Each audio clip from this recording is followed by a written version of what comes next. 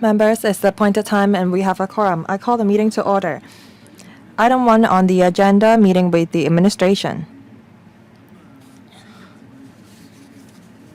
We have with us Ms. Amy Wong, Acting Principal Assistant Secretary for Environment and Ecology, Mr. Kenneth Chung, Deputy Director of Environmental Protection, Mr. Steve Wong, Assistant Director of the EPD, Mr. David Lai, Principal Environmental Protection Officer of the EPD, Mr. Philip Lee, Principal Environmental Protection Officer of the EPD. We also have 2 legal representatives from the DOJ. They are Ms. Selina Lau and Ms. Janice Leung. The Bills Committee received 1 extra submission since the last meeting, which has been sent to the members this morning. The administration is going to give us a written reply on the relevant submission. Let's proceed to the clause-by-clause examination of the bill. We are at clause 16. That is page C2282 of the blue bill and page 18 of the marked-up copy. Would the administration please walk us through the bill? Thank you, Chairman. Thank you, members. We're at page 18 of the marked-up copy. That's about Part 7. Section 102, Schedule 12 products.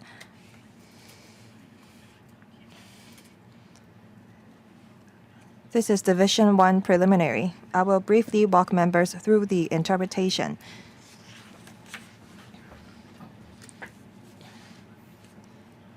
They include definition of distribution, approved producer responsibility plan, retailer return point, so on and so forth. Let me highlight something. Say, for example, the individual product regulation. What does it mean? It means that in the future, the 5 regulated products will be defined under the respective subsidiary legislation. That's what it means by individual product regulation.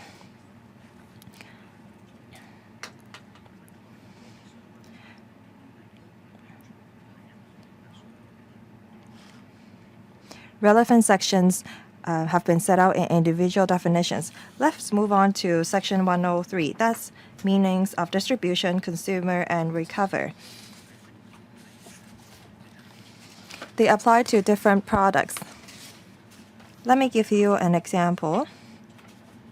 For the purpose of this part, a person distributes a Schedule 12 product if the person sells the product, supplies the product by way of hire or hire purchase. Because in the future, we may have a EV battery producer's responsibility scheme, and in the future, suppliers may provide the product to the EV owners by way of hire or hire purchase. We have sections dedicated to, say, plastic bottles. Let's go to 3A. That's for a product constituted by a substance and a container containing the substance opens the container for the first time after the container is sealed. That's dedicated to a plastic bottle. That is, if the plastic bottle is opened, then it is deemed to have been consumed or distributed. Under this common legislative framework, we also set out details for individual products. By distribution, we mean sell. Consumption means the product has been used. For subsection 4, it's about recovery.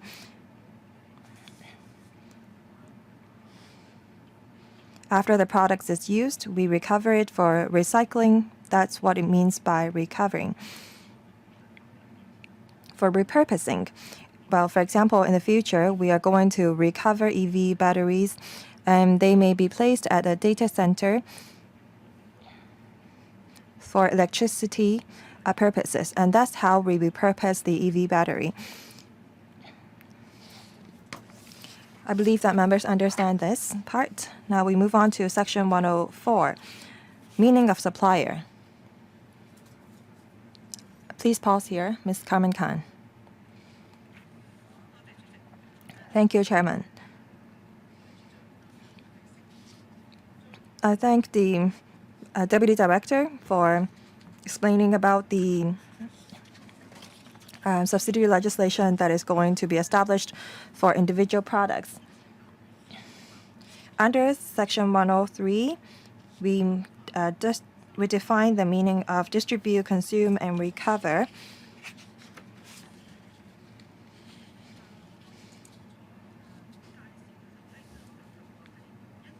In the briefing, the administration said that different sections will apply to different Schedule 12 products.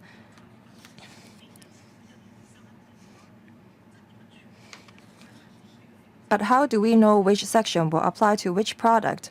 Because you mentioned 103 bracket 3 will apply to plastic beverage containers. Does that mean that it does not apply to paper cartons? You talked about the definition of recovery, subsection 4.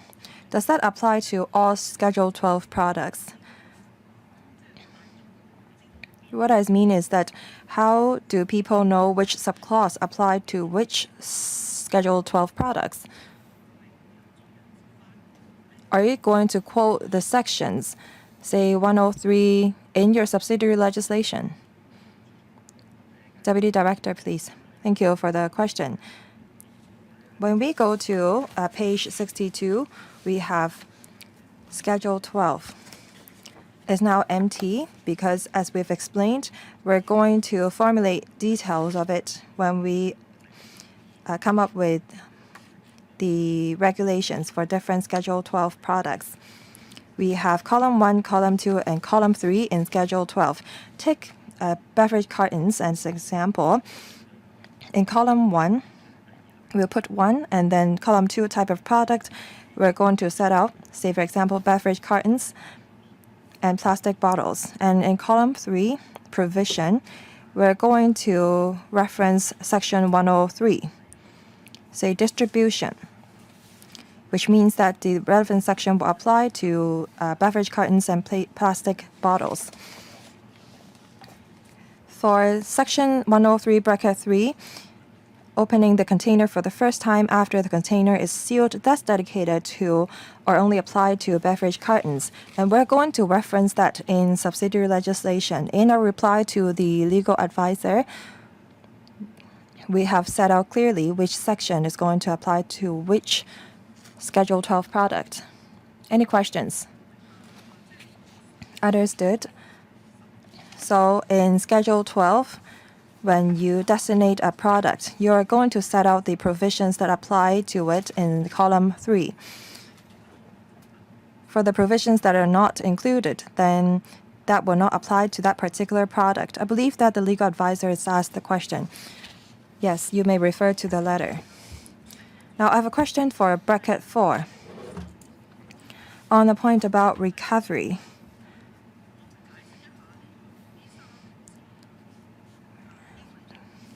You uses these 3 words, reuse, recycling, or repurposing.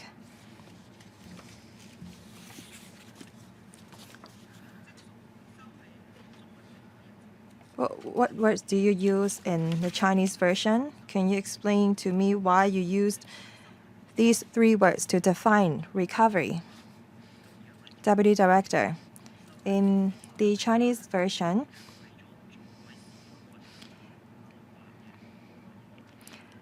we define recovery as the person collecting the product for the purpose of reusing. Say, take EV batteries, an example. A person may return the EV battery for a downstream supplier or recyclers for the reuse, for reuse purpose. The purpose of the EV battery may not have changed, but the recycler may have upgraded the functions of the battery before they reuse it. Second, recycling. Let me take plastic containers as an example. The recycler may turn the bottle into another PET material, and it can be sold as a form of raw materials. That's what we mean by recycling. Third, repurposing. As I mentioned, take EV battery as an example. The original function was to power an EV, but after recycling the EV battery, we may repurpose it. We may, say, extract some parts of it to power a data center. That's what we mean by repurposing the product.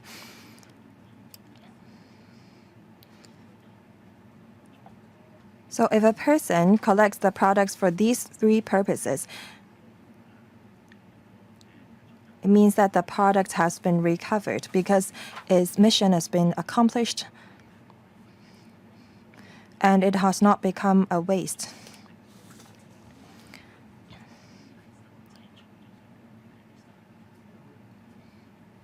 And that's how we define the word recovery.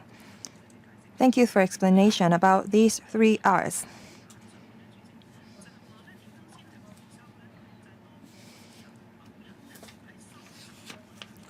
It says a person recovers a product if the person collects the product for the purposes of the 3 R's: reuse, recycling, or repurposing.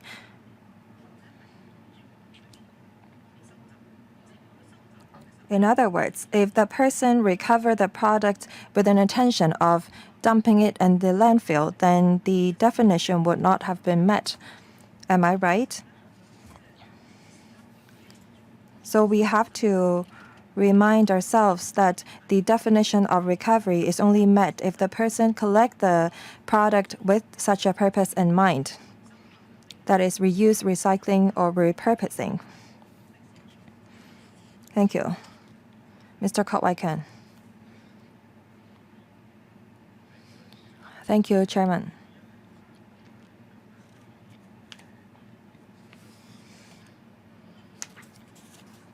Regarding Section 103, well, it's about the definition of distribute, consume, and recover. It covers selling the product, exchanging or disposing of the product for consideration, gifting the products, so on and so forth.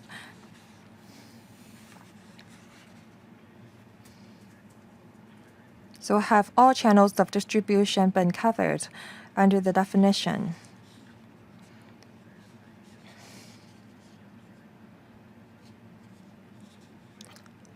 Will the online sale of the product be regulated under the framework? Thank you. Deputy Director. We try to be more inclusive when we defined the word distribute. Regarding the exemptions that the member just talked about, we're going to elaborate on it later on. Should I continue? Ms. Carmen Khan. Can the administration explain more about subsection 2? Can you explain about bracket 2, bracket A, and bracket B? Well, in bracket A, it says even though a person does any of the acts mentioned in subsection 1A, B, C, and D, the person does not distribute a Schedule 12 if the act is done with a view that the product is to export it in the course of business.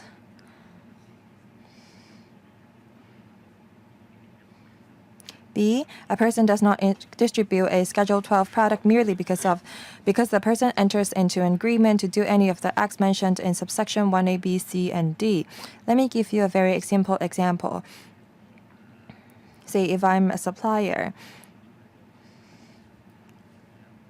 I enter into an agreement with a potential buyer saying that I'm going to supply a few boxes of drinks. Simply by entering into agreement does not constitute a distribution. So why do we have to set that out in the legislation? That's because we want to make sure that a distribution is, well, the definition of distribution is only met when the product is delivered to the hands of the buyer.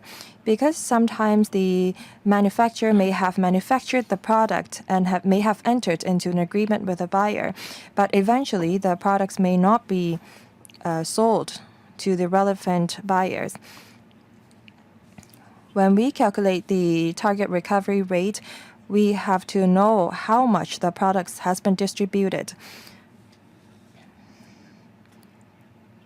We do not propose to take into account the quantity set out in the agreement because the agreement may not be enacted. Under 1A, B, C, D, those are the definitions of distribution, but an agreement itself will not constitute a distribution. What does it mean by export? It means that if a supplier manufacturing a product in Hong Kong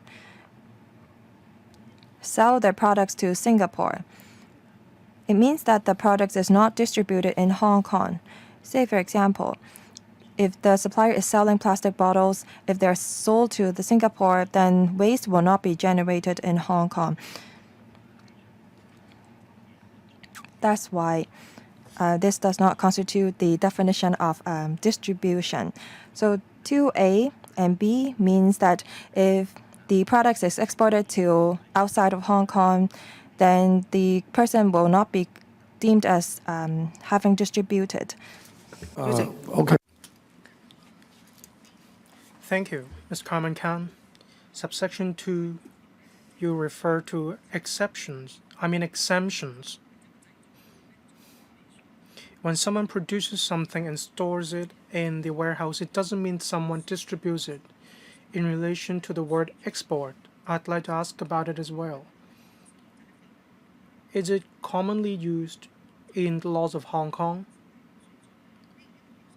Its suture that is export in English, is it in line with the Chinese equivalent that is commonly seen in the laws of Hong Kong, that is 出口 as in export in English?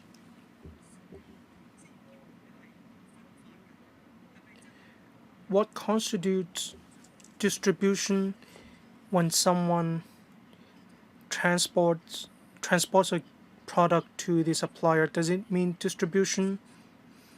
We need to define what distribution means. AD, thank you. 2A, to be exported in the course of business. So we take a generic meaning. In Chinese, it's translated as suture that is export in English. So what constitutes distribution? We have already talked to the industry. When a product is in the warehouse of the supplier, we already touched upon this scenario. When a product has left the warehouse of the supplier to the warehouse of the retailer, or when it reaches customers, it means distribution. It means that a product has been distributed. Every half a year, take plastic beverage containers as an example, declarations have to be made to us every half a year. Our returns will have to be submitted to us every half a year. This serves as a record for our calculation. Ms. Carmen Khan, you need to be clear in this area. When a product has left the warehouse, does it constitute distribution?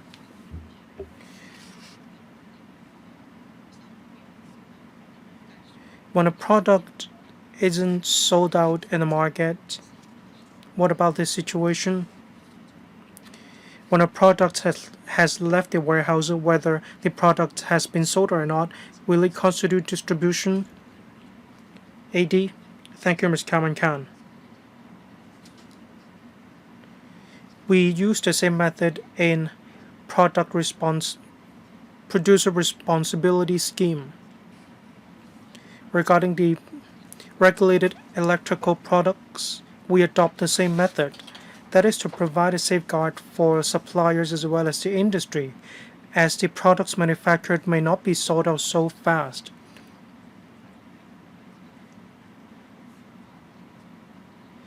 If a product isn't sold out in the market, it means there are still products in the market that haven't been sold yet.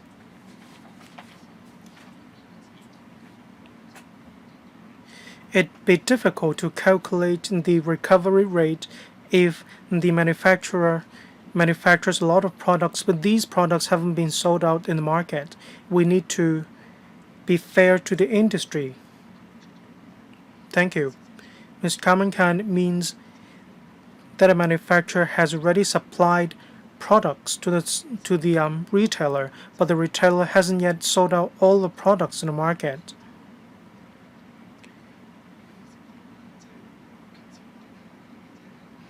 Ms. Carmen understands the first part of your answer. In relation to export, Ms. Carmen does understand. In relation to retailers, how do you calculate the figures when a product isn't sold in the market, but then the manufacturer has already provided the product to the retailer? Regarding how many products are sold, registered scheme operators have to submit returns to us every year, and that's how we obtain record. Ms. Carmen. So the overall direction is that when a product has left the warehouse of the supplier, that's how you arrive at a percentage point. Is that right? Yes, thank you. Next, Mr. Peter Shield. I'd like to go back to page 19. There are a lot of uncertainties regarding miscellaneous amendments. A lot of people support the overall principle. In relation to actual implementation, the industry doesn't understand the arrangements quite well.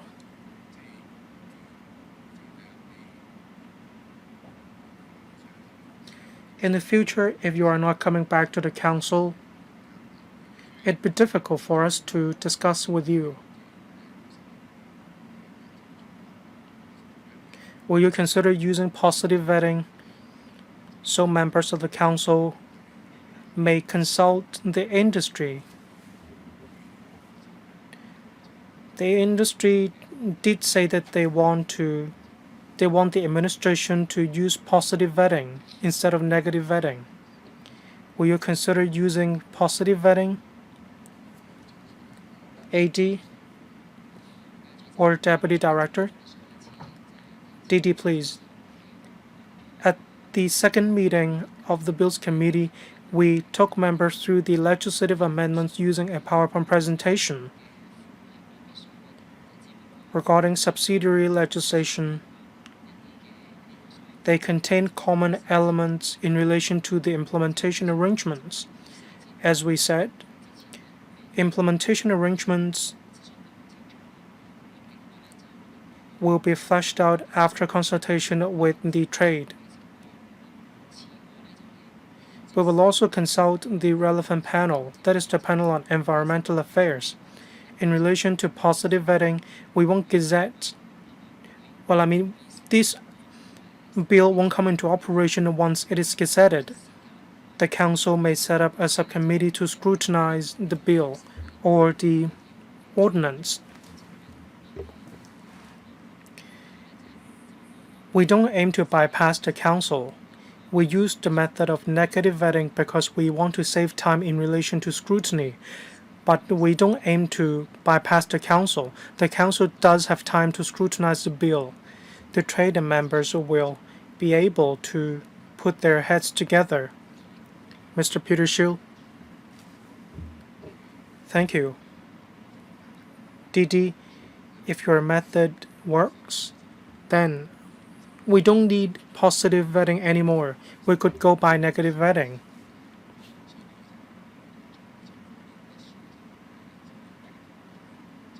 On very rare occasions, we support you if you adopt negative vetting. But is this bill a matter of urgency? Is it that urgent? Is it one of these rare occasions? Major stakeholders told me that they do have concerns. If you insist, then,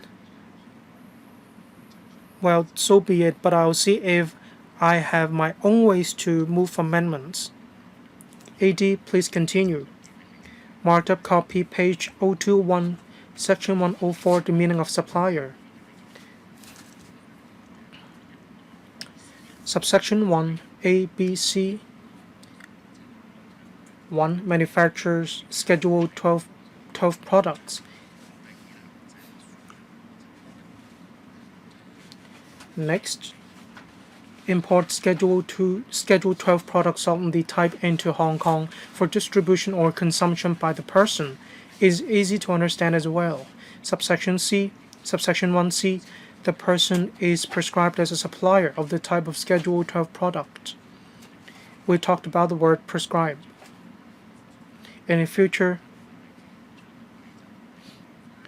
we're going to prescribe under the 5 regulated products through subsidiary legislation. What regulations will we have in the future?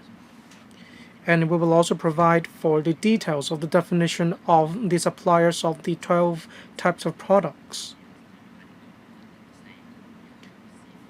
Section 104 brackets 1C, we need to settle the word prescribe. So in the future, regarding the definition of the 5 types of products, regarding the definition of the term supplier, this will provide a basis. That is exactly what it means.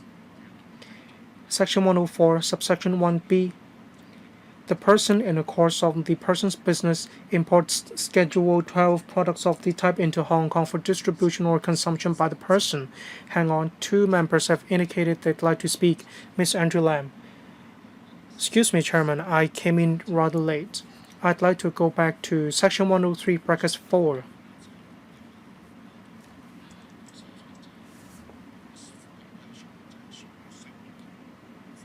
A person recovers a Schedule 12 product if the person collects a product or any part of the product for the purpose of reuse, recycling, or repurposing.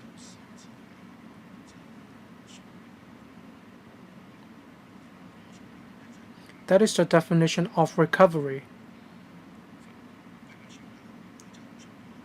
If the manufacturer or the wholesaler has a batch of products that are problematic, then they have to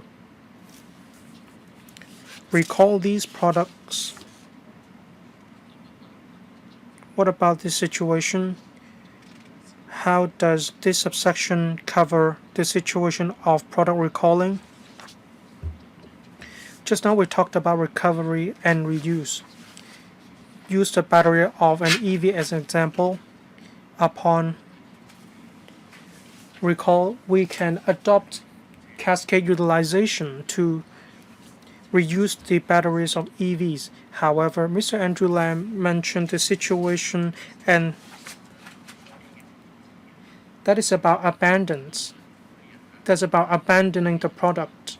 That is under subsection 3A2 of section 103.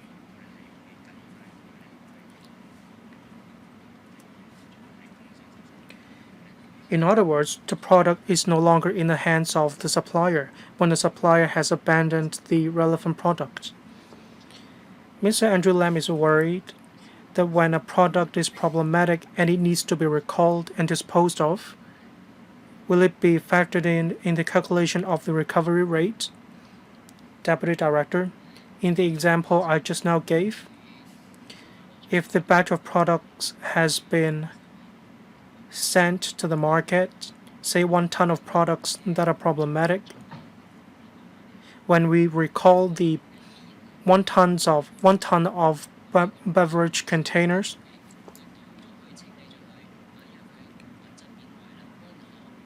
say if the quality of the beverages has gone bad, it will still be factored in the calculation of the recovery rate. If it is simply recalled, it won't be factored in the calculation of the recovery rate. If the products are disposed of at landfill, we consider it garbage as litter. We don't calculate in the recovery rate. 可以接受嘅，不過即係中間 Under bracket 3 and bracket 4, there seems to be a procedures implied.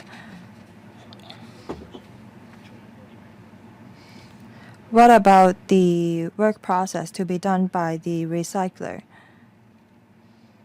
I hope that you will pay attention to it in actual operation. But the definition is clear. As long as the bottles, for example, follow the relevant procedures and are disposed of, it still counts as it having been distributed. Chairman, I also have questions regarding Section 104, bracket 1. It says the person in the course of the person's business manufactures Schedule 12 products of the type in Hong Kong for distribution. What does it mean by manufacturing in the course of business? If the person is a wholesaler, then they will be distributing the product. What kind of a business are we talking about here? Assistant Director. If the person manufactures the product for the purpose of distribution, then they will be deemed as distributing the product. As a regular member of the public, we may say cook food or create products for our own use, then we are not distributing the product. Here, we want to regulate manufacturers distributing the products for the purpose of sale or for rewards. That's what we mean by distribution.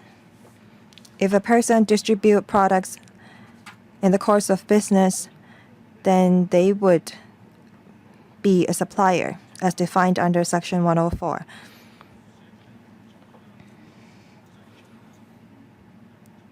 If we repeal the phrase in the course of the person's business, then it means that the person is just manufacturing the product, then they are not suppliers. So if the person only manufactures the products without selling it for the purpose of sale, then they will not be considered supplier. Am I right?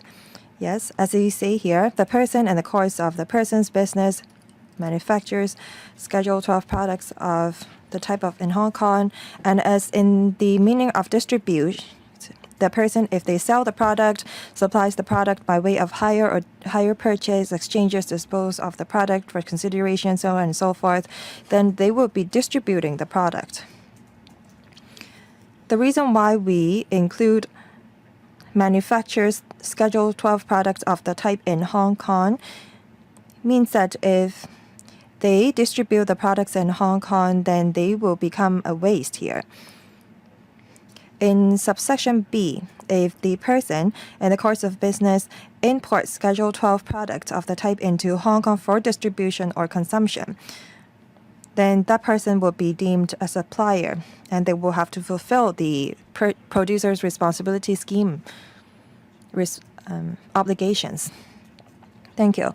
What if we repeal the phrase in the course of the person's business? What difference does it make? The focus should be the products being manufactured in Hong Kong. If the product is only imported here, then it's not manufactured here. Assistant Director, let me put it this way. As I mentioned, under the producer's responsibility scheme, we want to regulate the producers. If we don't include the phrase in the course of the person's business, then a regular member of the public creating products for their own use would be deemed a supplier under the legislation. That's not our intention. That's why we have to include this phrase in the course of the person's business.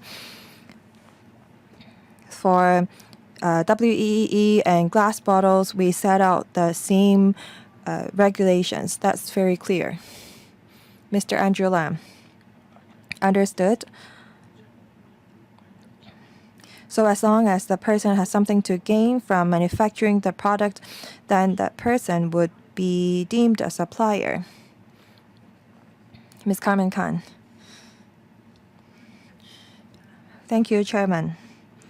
My question is similar to that of Mr. Andrew Lam. Perhaps the DOJ and the legal advisor can help in answering the question. The phrase "in the course of the person's business," I think that we have to quote some case law to see if the person is actually doing business while they distribute the product.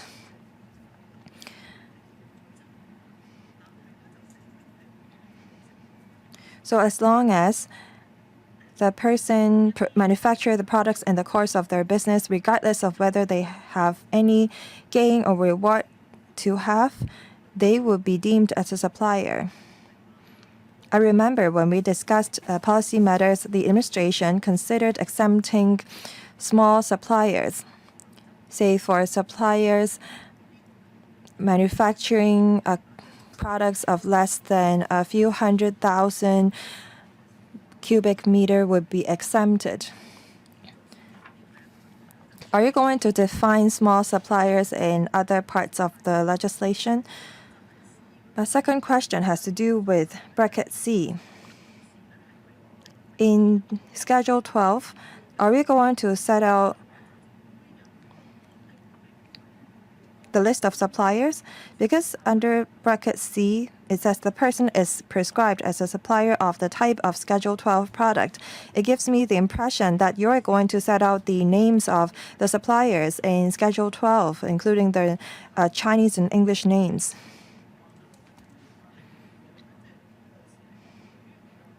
So are you going to set out the type of product or the list of supplier in Schedule 12? Assistant Director. Let me answer the first question on small suppliers. Are you going to exempt them? Well, now when we come to 106, we can give you more details. Under 106, bracket 1, bracket C, bracket 1,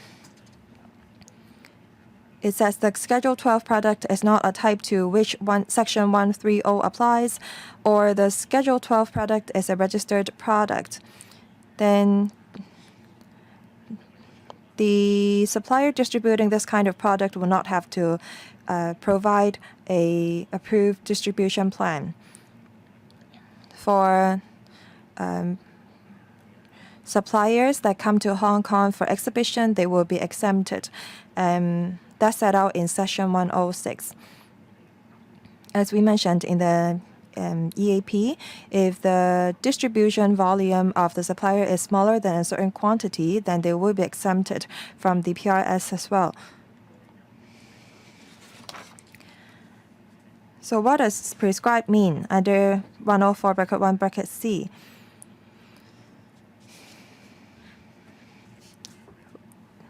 It means the person prescribed in the subsidiary legislation.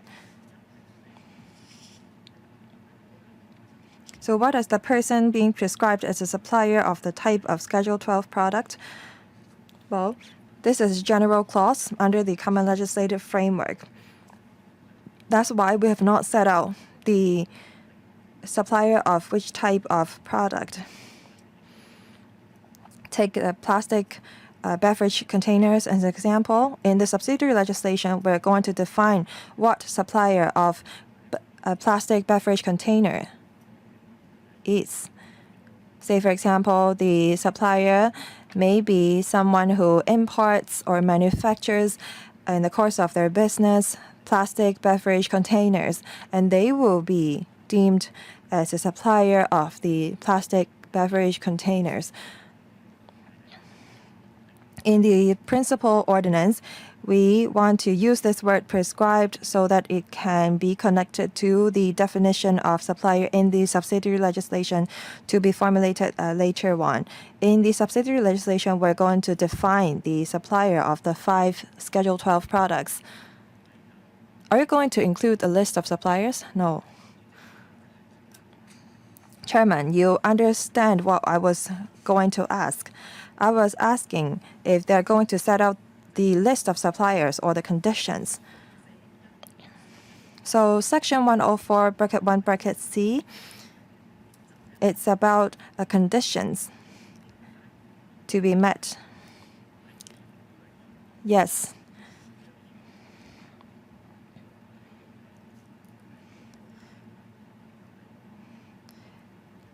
The member may ask if we will keep a record of suppliers. Well, in Section 109, we're going to talk about registration of suppliers. So in principle, we try to set out the conditions. Say if a person distributes products in the course of their business, they will be deemed as a supplier. In the subsidiary legislation, we're going to provide for a definition of the supplier of the relevant type of Schedule 12 product. In the future, these suppliers will have to register with us.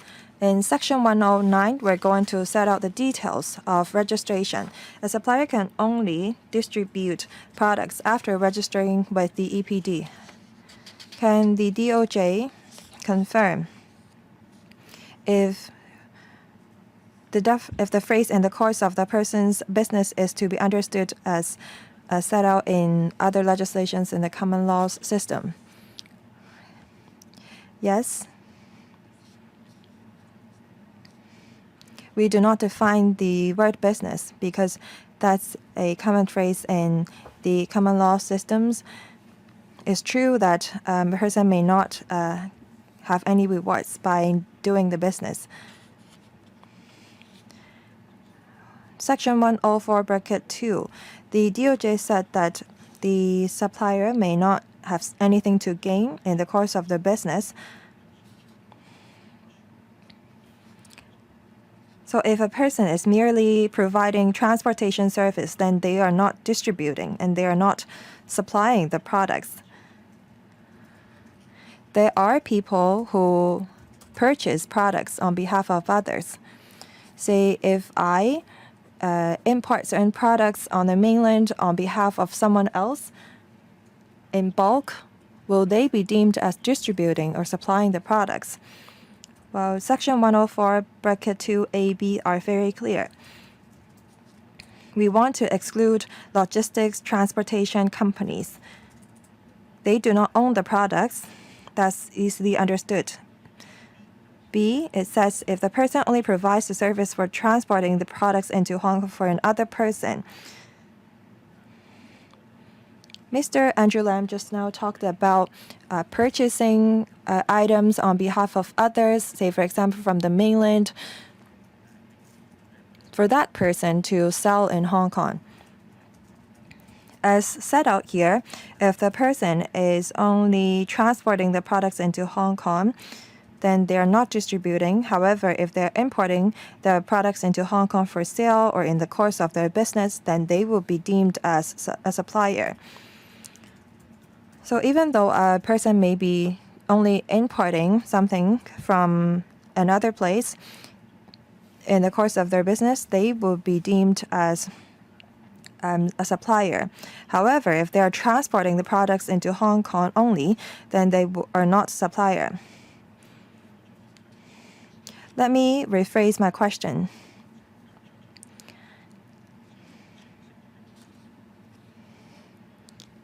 I think that this is a loophole.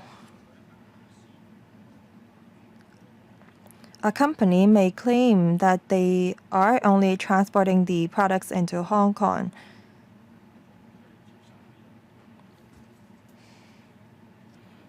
You may choose to accept the loophole because it's difficult for us to regulate such kind of online shopping service.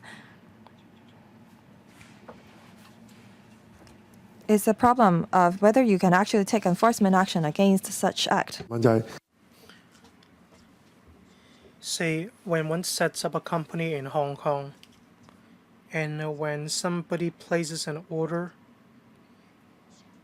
the products are directly transported to the customers in the mainland. Is it considered a business? DD. When someone simply provides transportation services.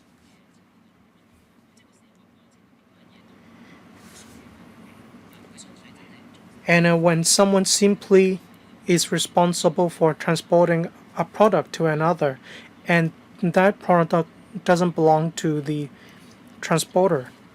When someone buys something in the mainland and in Hong Kong, whether you are making purchases for somebody else,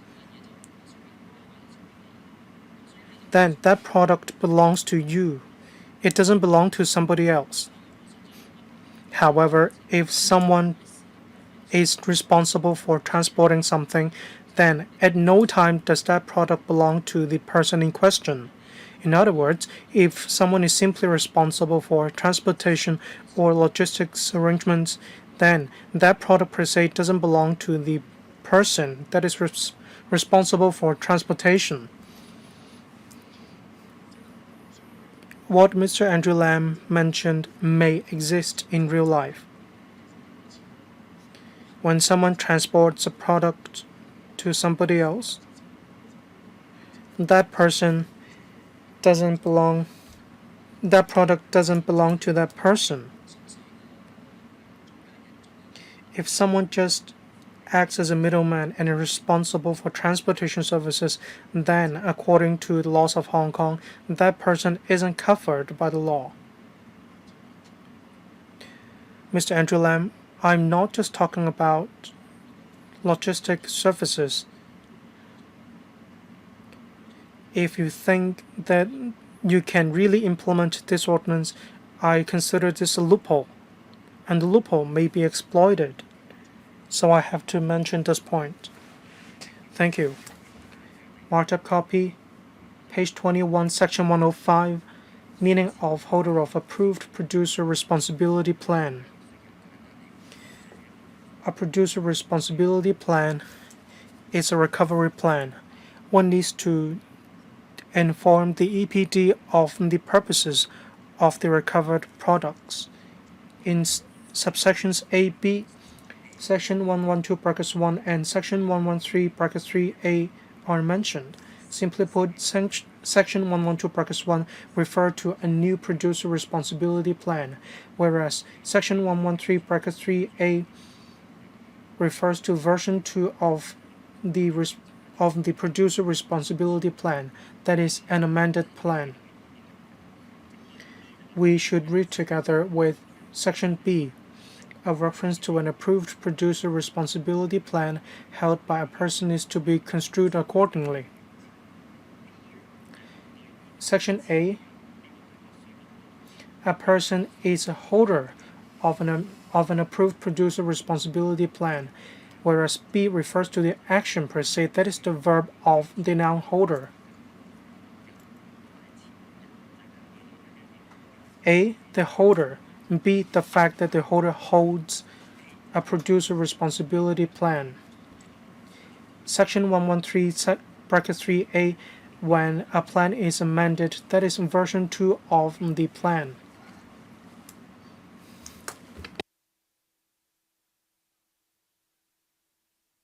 Marked up copy, page 22. Division 2. Distribution or consumption of Schedule 12 products by suppliers. Section 106. Prohibition on distribution or consumption of Schedule 12 products by suppliers. Brackets 1. A supplier of a type of Schedule 12 product must not distribute or consume a Schedule 12 product of the type unless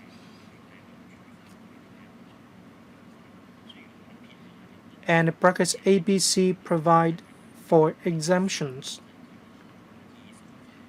In other words, ABC set out the conditions that allow distribution. A, the supplier is a registered supplier of the type of Schedule 12 product. In other words, a supplier needs to register first. B, the supplier or a specified registered scheme operator of the supplier holds an approved producer responsibility plan. C, Schedule 12 product is not of a type to which Section 130 applies, or the Schedule 12 product is a registered product.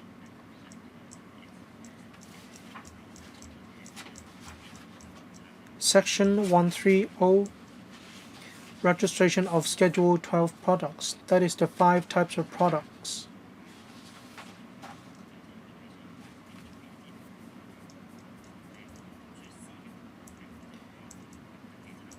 So C brackets 2, we made reference to Schedule 12 products that are not registered products. As a supplier,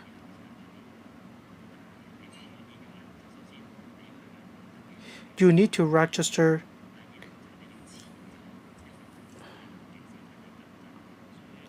the supplier needs to be a registered supplier or hold an approved producer responsibility plan.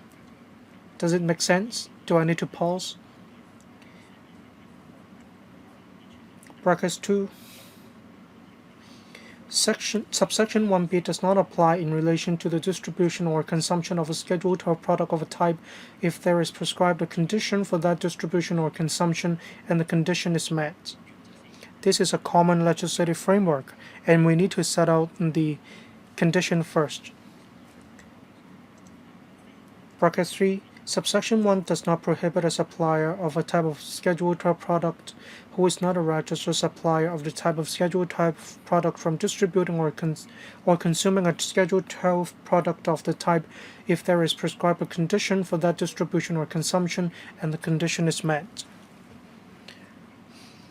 When a supplier comes to Hong Kong to hold an exhibition, the policy intent is that if the supplier is going to join an exhibition for a short period of time, the supplier doesn't have to register with us as a registered supplier, nor does the supplier need to hold an approved product responsibility plan.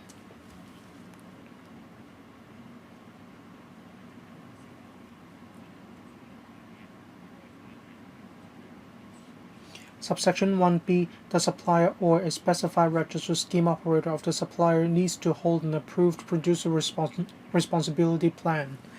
In other words, when an overseas supplier comes to Hong Kong to join an exhibition, we want to provide exemptions from registration.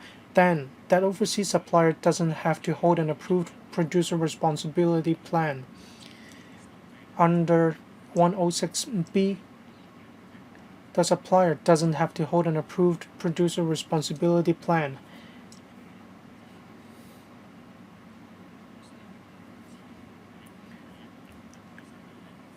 Bracket 3. Subsection 1 does not prohibit a supplier of a type of Schedule 12 product who is not a registered supplier of the type of Schedule 12 product from distributing or consuming a Schedule 12 product of the type of there is prescribed a condition for that distribution or consumption and the condition is met. It's quite wordy, isn't it?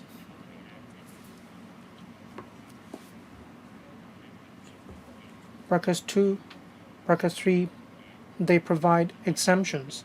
Brackets 2, exempt the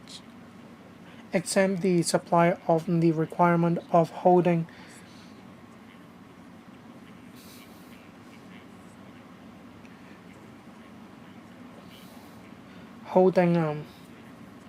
an approved producer responsibility plan.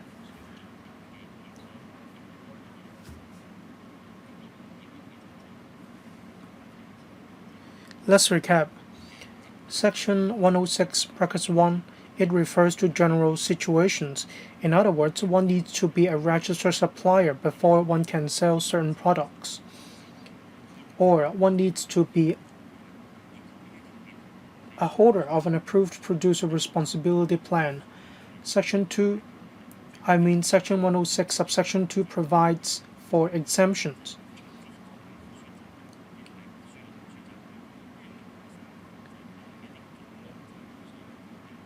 Bracket 3 refers to the fact that overseas suppliers come to Hong Kong to hold an exhibition.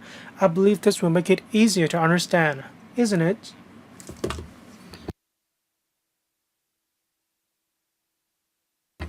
Mr. Kaman Khan.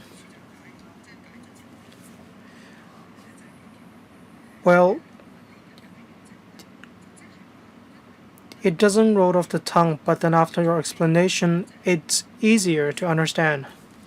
Thank you. ABC need to be met. B refers to holding an improved producer responsibility plan. It can be held by either the supplier or a specified register scheme operator. I believe you will expand on it later on. Why do you use or? Is it possible that a supplier doesn't have to hold an approved producer responsibility plan? You may explain to us, either now or later on.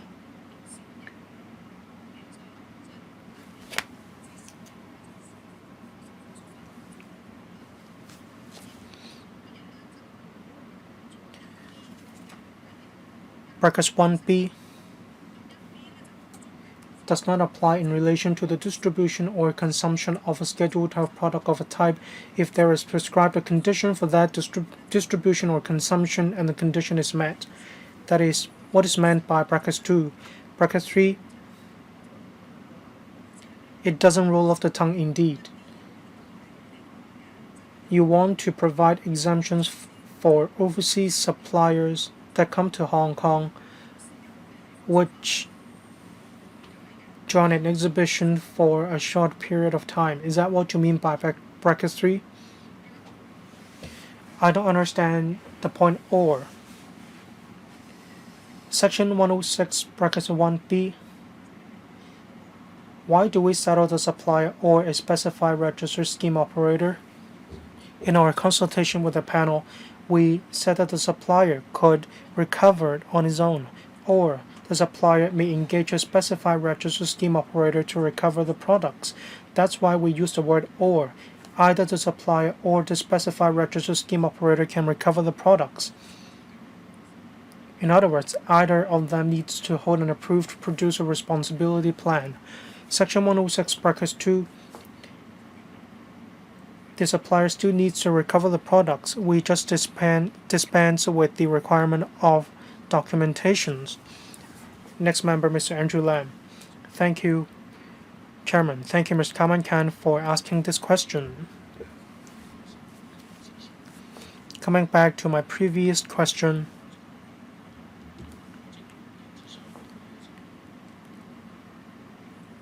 I used the word e-commerce. If the company of e-commerce is outside Hong Kong, law enforcement actions cannot be taken. We all understand that. But what if an e-commerce platform selling products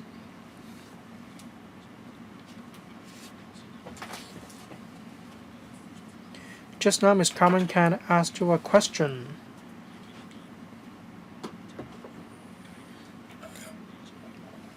How many products need to be sold for it to be regulated? Just assume a certain platform does not operate in Hong Kong. Then you cannot take law enforcement actions. But what if the platform does exactly the same and is a registered company in Hong Kong? Under the same law, under the same ordinance, you can catch this company or platform because it is incorporated in Hong Kong. Is that correct? Whether it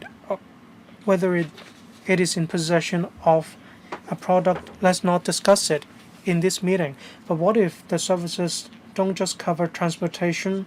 When a company is registered in Hong Kong, you can act in accordance with this ordinance, either Section 106 or Section 130.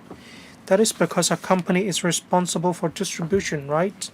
香港註冊 Deputy Director, if the platform is registered in Hong Kong and is actually distributing the products, then they would be deemed a supplier. Mr. Lam, I think that you have to talk to the DOJ or the legal advisor. A platform may be registered for certain purposes, but the actual business to be carried out by the company may be different. I think that you have to rationalize the entire process. A person or a company may make a report to you. Can you actually enforce the law? Deputy Director, let me rephrase the question. A company may not set out very clearly the business that they are carrying on when they register with you. So as long as a person or company carry out acts as defined in the laws, then they would automatically be deemed a supplier. Am I correct? Yes. Ms. Carmen Khan. Thank you. I'd like to follow up on Mr. Lam's question. I think that he is putting these questions because of our experience with glass bottles, because now you adopt this market-led approach.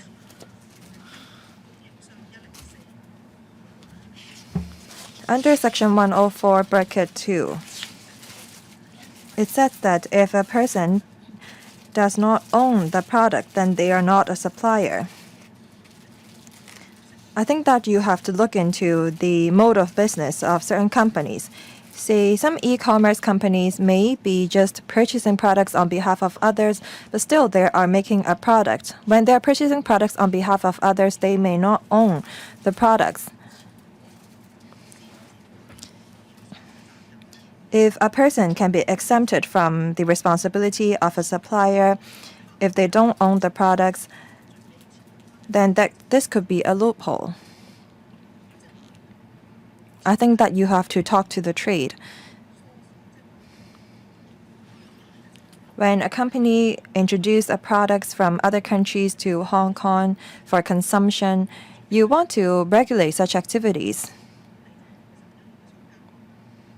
because the products would be consumed and used in Hong Kong. If a person is merely an agent, then they would not be regulated under 104 Bracket 2. If an agent resell the product after importing into Hong Kong, then they will be covered in the legislation. The ecosystems of retail business is very diverse. You have to make sure that the trade practitioners know how to design their agreements in such a way that they would fulfill their obligations under the law. If an agent resell the products, then they would be considered a supplier. I think that you need to make sure that the trade understand this. Deputy Director, as mentioned by Ms. Khan, there are many different modes of doing business in the retail industry. With WEEE, we have to look into the circumstances of each case. We understand the spirit of this legislation, but in actual operation, would someone actually be covered? In recent cases, we met with the relevant manufacturer to see how they actually operate before we see if they fall into the definition of manufacturer or supplier. Ms. Khan's understanding is correct. To put it simply, if you merely introduce the products into Hong Kong and sell it, then you would be a supplier. However, if you are only offering a transportation service and you have no idea what the containers contain, then you would not be considered a supplier. We're going to look into the details of each cases. Dr. Lo Wai Kok. The speaker is off mic.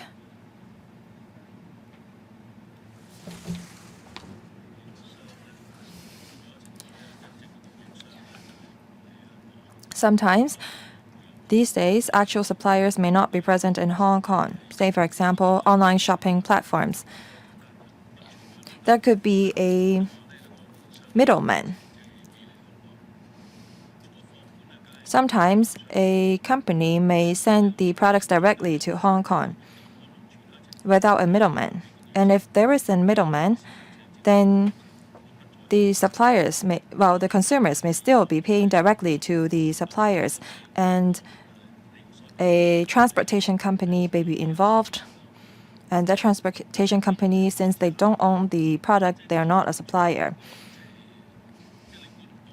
When this happens, there's no way for you to regulate an overseas company who sell their products to Hong Kong consumers. How can we then invoke the PRS regulations? Deputy Director. Dr. Lo is correct.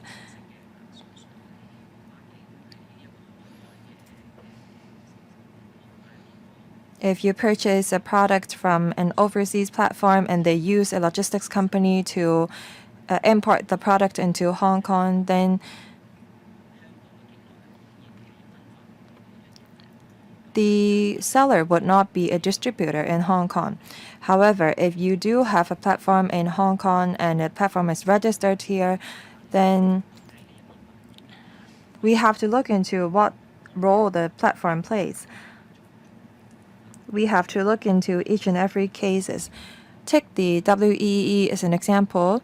Well, recently we met with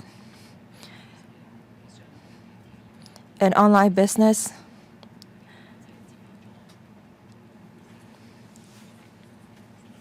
and we explained to them that they are actually a supplier of WEEE after analyzing their entire operation, and they accepted our explanation and they registered with us as a supplier eventually.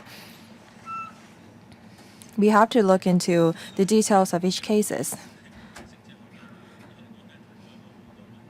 So my question remains. So if you don't have a company registered in Hong Kong, and if the logistics transporting the product don't own the product, then there's no way for us to figure out who the supplier is. All online shopping platforms can bypass and circumvent this legislation. Assistant Director, thank you. Our laws is very clear. For WEEE and glass, the same goes. If someone imports the products in the course of their business to sell it in Hong Kong, then they would be a supplier. Recently, there is a cross-border e-commerce companies who distributes WEEE in Hong Kong. And they sell the products here. They recently have registered with us and they have paid the levy. As mentioned by the Deputy Director, if you are merely a logistics company or a third-party matching corporations, then they will not be regulated. If a person imports the product in the course of their business to sell it in Hong Kong, then they will be required to register with us. And if they are a WEEE supplier, then they have to pay the levy.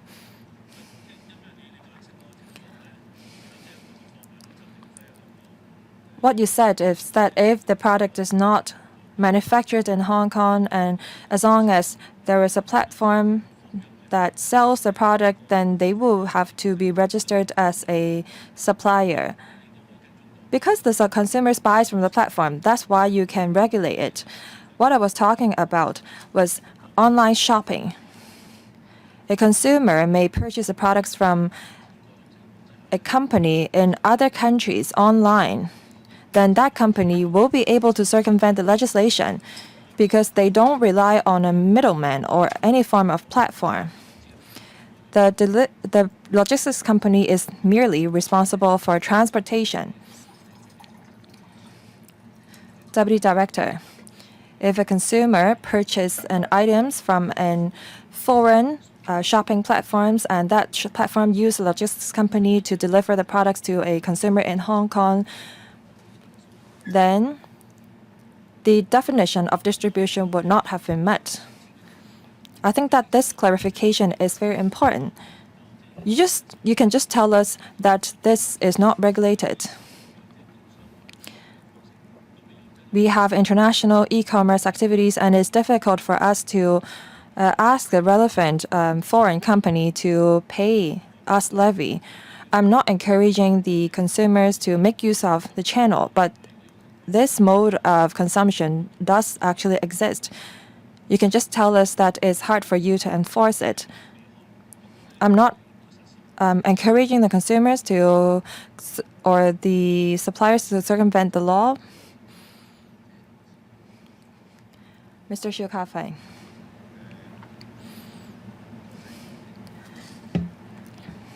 Hong Kong welcomes international trade. Hong Kong is a free port. We should welcome all sorts of products to come to Hong Kong. The reasons why the member asks so many questions is because we are legislating for a laws that levy on local suppliers or distributors.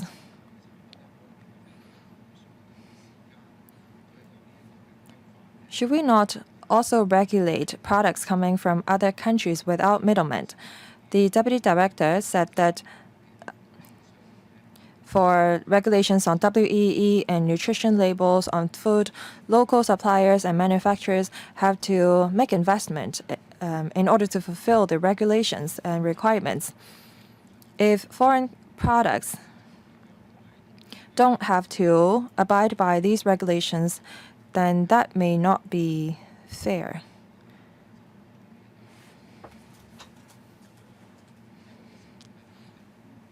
And foreign companies may have an edge over local companies as a result because they don't have to fulfill the relevant regulations or pay any form of levy. For retailers or suppliers that have an actual store in Hong Kong, they have to abide and comply with our regulations. For online shops without a store in Hong Kong, we have no regulations over them. I think that this is a loophole. Because in the future, companies may choose to import products into Hong Kong instead of manufacturing them here. I'm not objecting cross-boundary or cross-border commerce.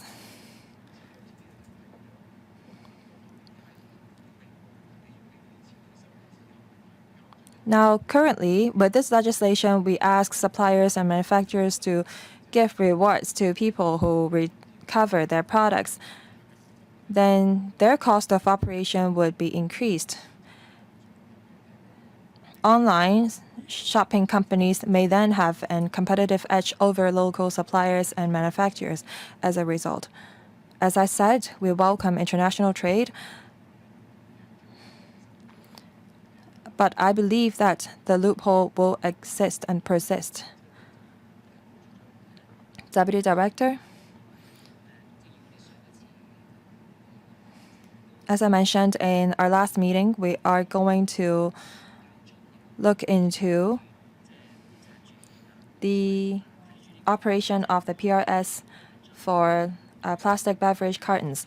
We're going to look at how many percent of imported plastic cartons we're going to have.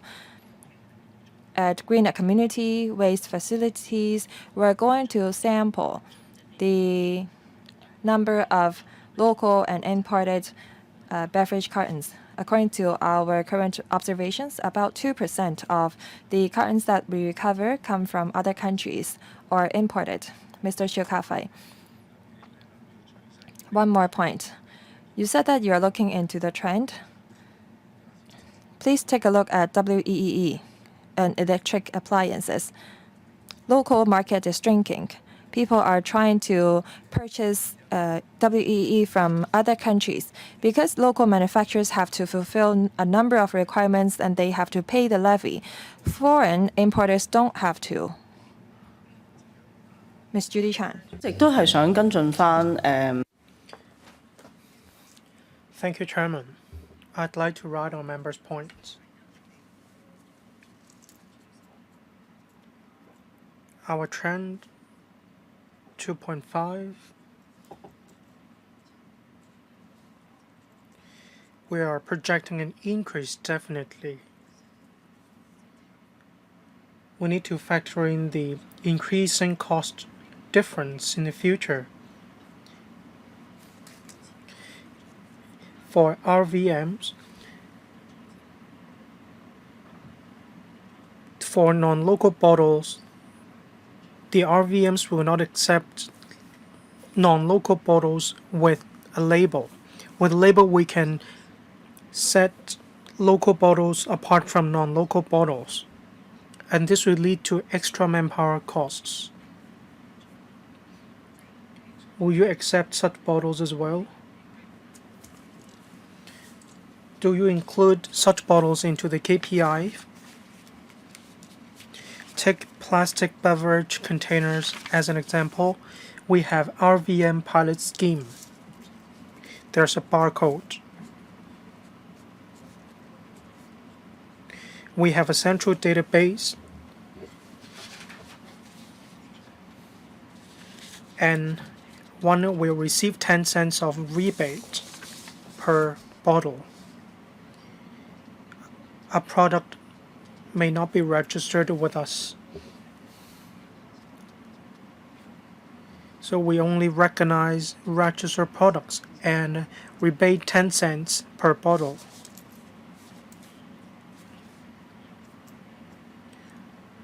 In a shopping mall nearby, we do have an RVM as well.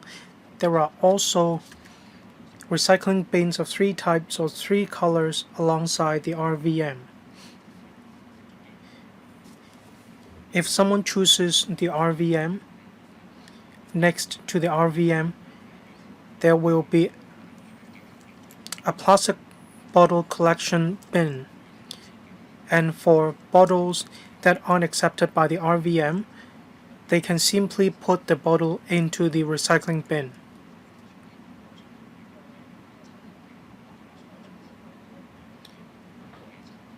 We only accept registered products, and only registered products will go towards the calculation of the recovery rate. Let me put it this way: for registered bottles,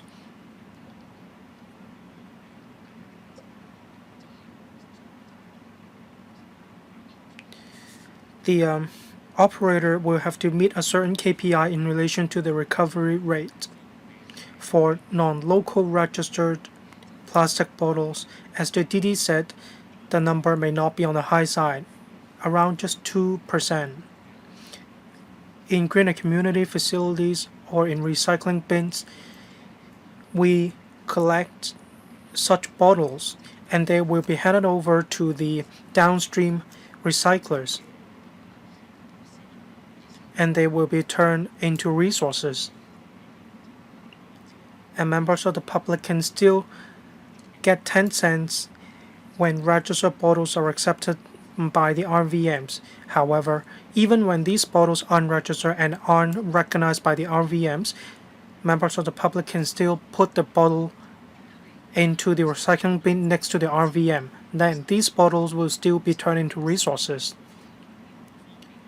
Ms. Judy Chan, when there are recycling bins right next to the RVM, then members of the public will find it easy to recycle such bottles rejected by the RVMs, but not all RVMs have recycling bins next to them.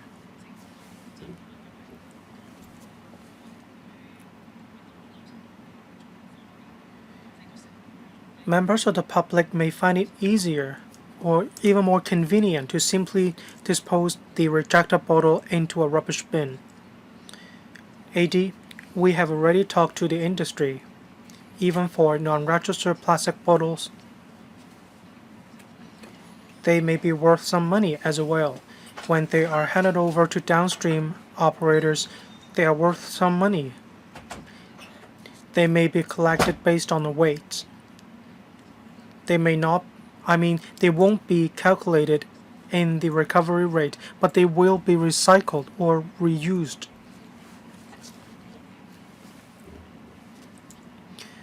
We'll be in talks with operators which are interested in using RVMs. Members of the public may have non-local registered products. We'll be in touch with the trade as to whether RVMs will accept these bottles, but then of course they won't go towards the calculation of the recovery rate. Thank you, Ms. Carmen Khan. I agree with Ms. Judy Chan's point. As AD said just now, I suggest you look into the situation from a technical perspective. Suppliers want to go green as well. For bottles that are rejected because they aren't locally registered, members of the public simply lose the 10 cents of incentive from the administration, and you do need to consider recycling these non-registered bottles. You need to think about this. Moving on to the next question, but we aren't in that subdivision yet. Brackets 5 under section 106. Probably we should wait until the administration takes us through this subsection. Dr. Low? We shouldn't underestimate the support of members of the public in Hong Kong for environmental protection. Take plastic containers as an example. When members of the public have got used to recycling these plastic bottles for non-local registered ones, whether there are points or not, members of the public won't mind it.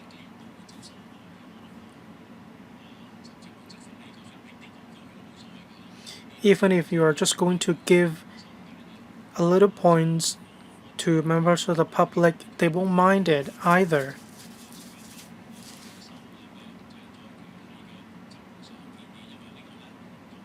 In relation to implementation details of the RVMs, we have to wait until we have the subsidiary legislation. Then we can put our heads together in due course. But I'd like to raise a point. The implementation of the ordinance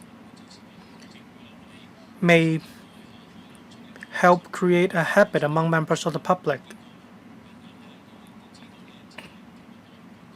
Members of the public, for instance, have become more vigilant, and they bring along with them their shopping bag. Ms. Lillian Kwok. Thank you, Chairman. Take e-commerce companies as an example. For plastic bottles that don't have a barcode, there may be more and more such bottles in the future. Just now, the administration said that suppliers will probably help with recovery of these bottles. They will be calculated separately. According to your observation, if the number of bottles without labels is on the increase, do you have any plan B? I'm quite concerned. I'm not sure how you are going to work out your KPIs. But in the end, the value may not be that great. Or if the calculation of the KPI isn't to their advantage, they may not be willing to recover these non-locally registered bottles. How can you encourage people in Hong Kong to use plastic bottles with label? How are you going to do this? Thank you. Didi, I agree with Ms. Lillian Kwok. She's right. We'll continue to keep a close watch on the number of non-locally registered plastic bottles in Hong Kong. Currently, the figure stands at 2% or so. Plastic bottles, whether labeled or not, are quite sought after in the community. If someone puts the bottles into a bin, there are downstream recyclers that are willing to pay to buy these recycled bottles. So a recycler won't simply discard the non-label, non-local plastic bottles. After all, they are plastic bottles as well. They can make money out of them. That's why we are not particularly concerned about this situation. We'll be in talks with the trade and operators. We'll continue to enhance the supporting measures. We'll make it convenient for members of the public to put the non-locally registered bottles into the bins next to the RVMs. Ms. Lillian Kwok. Thank you, Chairman. Members of the public probably won't care about 10 cents. But apart from recyclers, you need to think about recycling spots as well. Say within MTR stations, probably you need to have more dialogues to put more plastic bottle recycling spots. That is to make it more convenient for members of the public to dispose of plastic bottles. We want to make Hong Kong people more vigilant. We need to heighten their public awareness. Thank you. On to page 23, brackets 4 and 5. Brackets 4 on the penalty. A person who contravenes subsection 1 commits an offense and is liable on conviction to a fine at level 6. This is in line with the penalties of other producer responsibility scheme. Brackets 5. For the purposes of subsection brackets 1b, a person is a specified registered scheme operator of a registered supplier of a type of Schedule 12 product if brackets A, B, and C. A. The person is a registered scheme operator of the type of Schedule 12 product. Brackets B. The person is engaged by the supplier to recover Schedule 12 products of this type for the supplier. We need to first of all set out this type.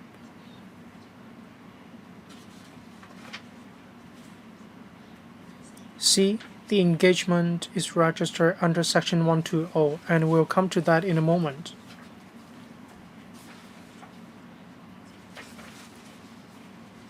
The engagement needs to be reported to the EPD for registration.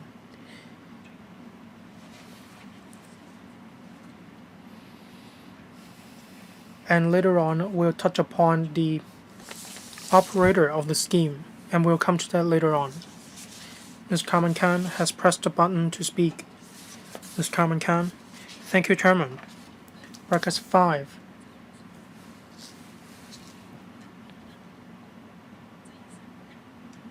One supplier can look for multiple scheme operators. Vice versa, for one scheme operator, can it help more than one more than one supplier? Yes, this is possible, this is allowed. That's why we have imposed no restrictions. In relation to brackets 4, a fine at level 6 that is between $50,000 and $100,000. How can we enhance the deterrent effect? Some people may simply pay the fines.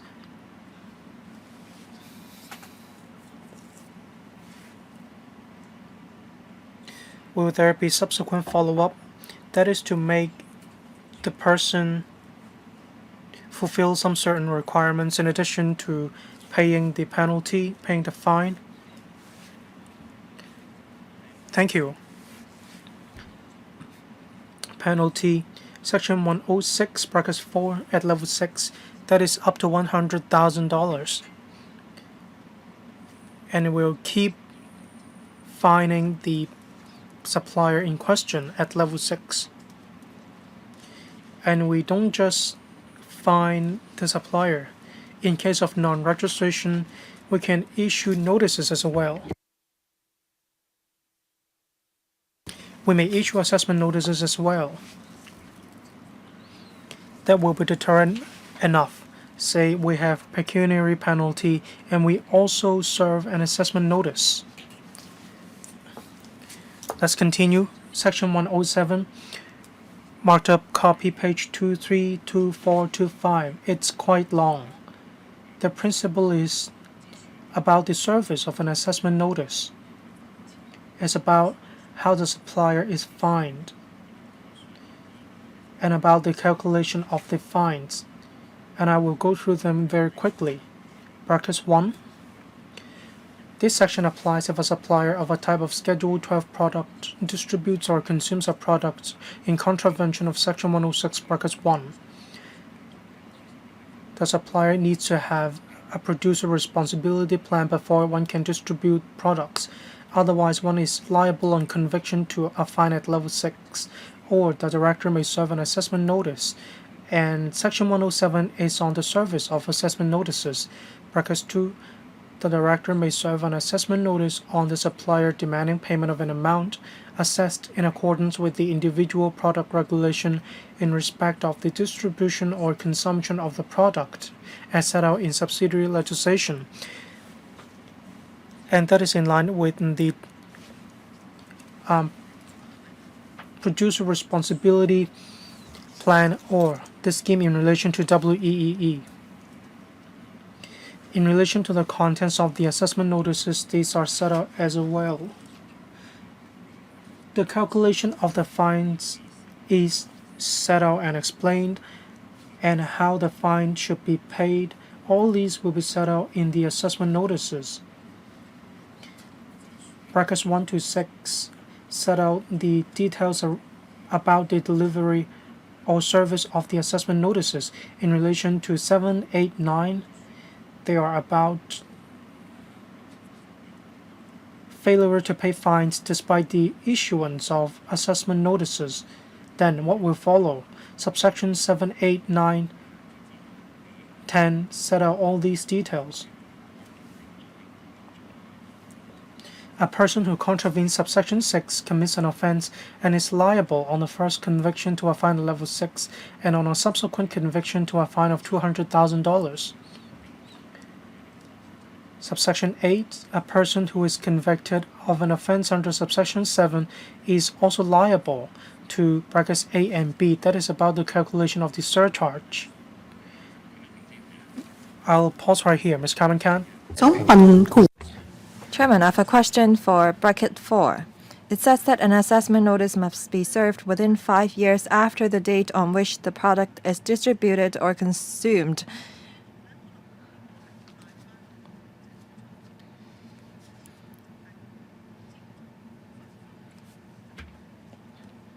So what does distribution or the time of distribution means?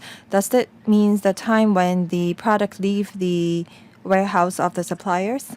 I wonder how the administration is going to enforce this subsection. Assistant Director. This period is the same as was set out under the regulations for glass beverage containers and WEEE.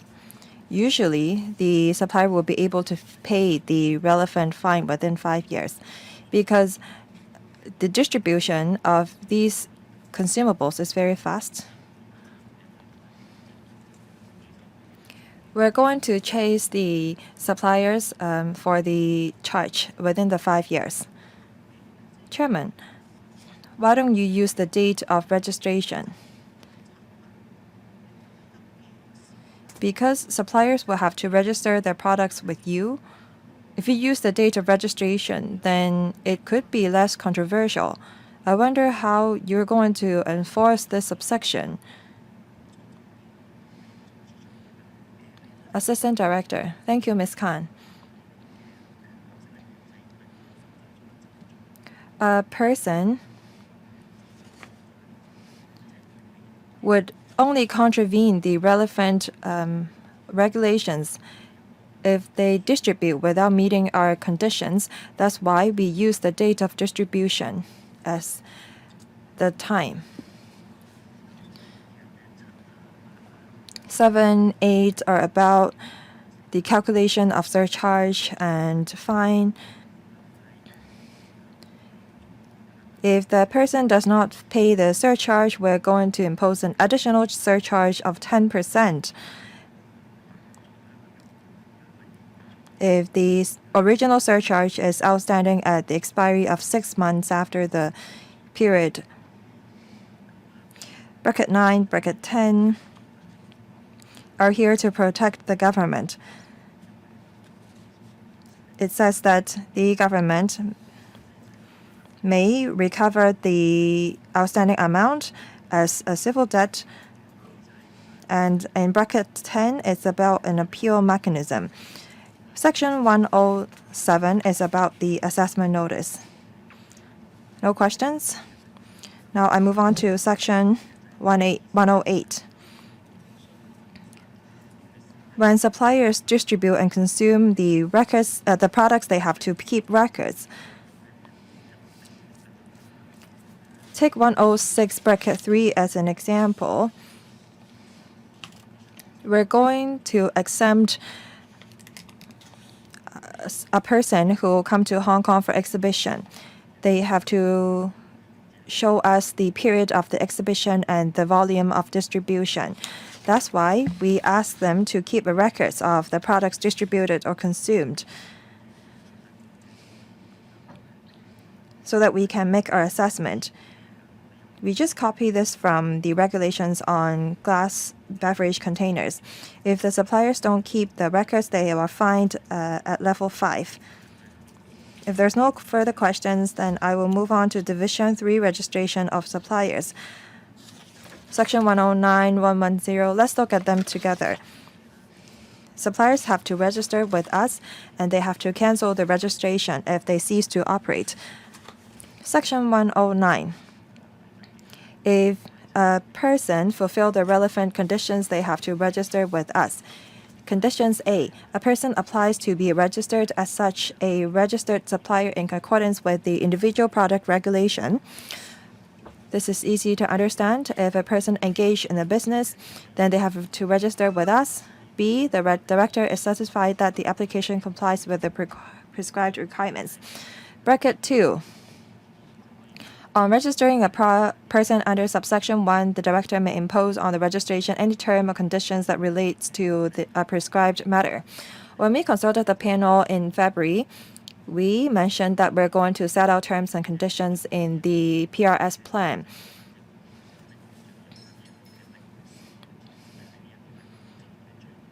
Here, we want to put this clause to link to our proposed subsidiary legislation. 3. If a person fails to comply with the terms and conditions, then they will be fined at level 6. There's nothing special here. Section 110.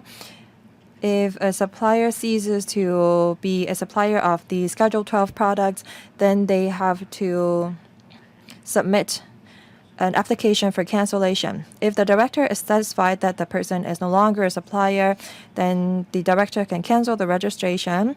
Or if a person may also apply for the cancellation of the registration on their own volition. If the director discovers that the person is no longer in the business, they can cancel the registration themselves, or on the other hand, the supplier may cancel their registration by way of application to the director. Ms. Lillian Kwok, I have some technical questions. If the director discovers that the person is no longer a supplier, then the director may cancel the registration, or a supplier may apply for the cancellation of registration with the director. Am I right?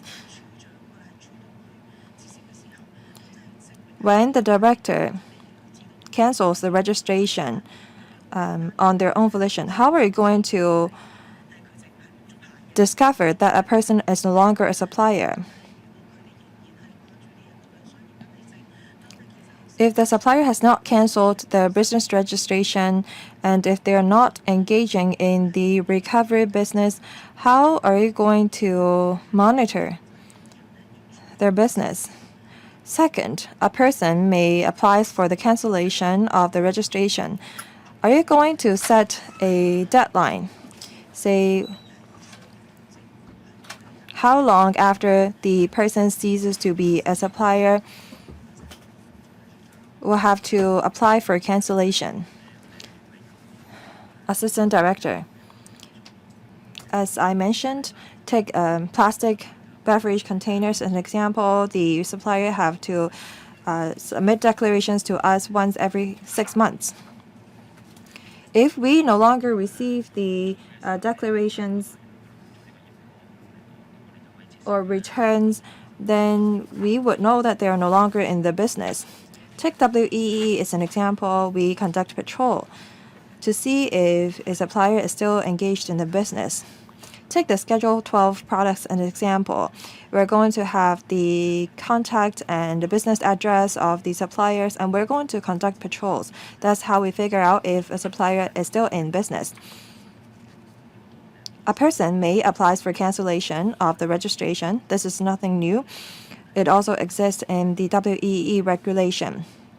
When we receive the cancellation application, we're going to verify if the supplier is still in the business.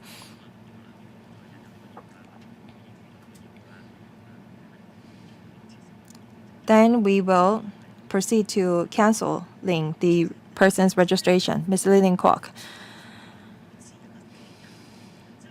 Is the administration going to set a deadline, like before which the person have to submit a cancellation application after they've ceased to be in operation?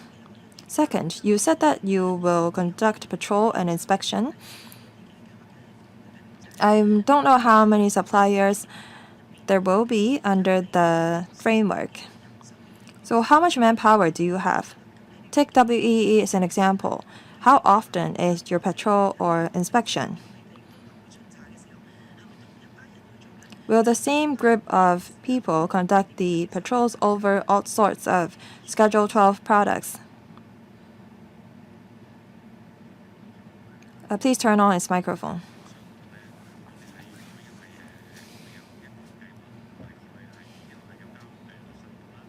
Because the suppliers will have to submit a return, and when they submit a return, we will know that they're in business.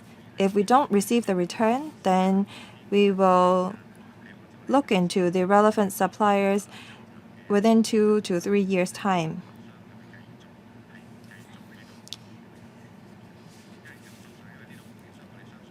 We believe that there will be some 10,000 suppliers. There's nothing to gain being a registered supplier.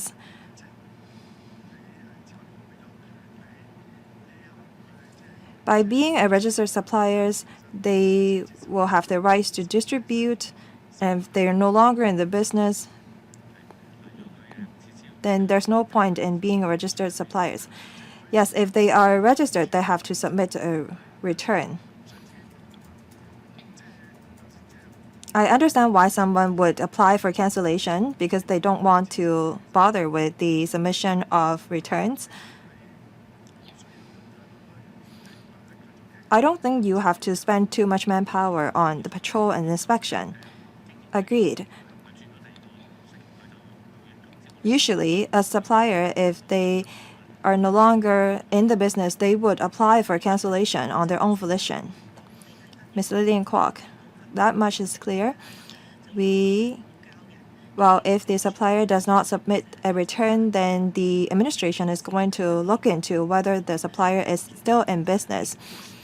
What I'm worried about is some companies not making declarations or not submitting cancellation applications while they have already ceased operation. Well, I don't think that there will be much impact.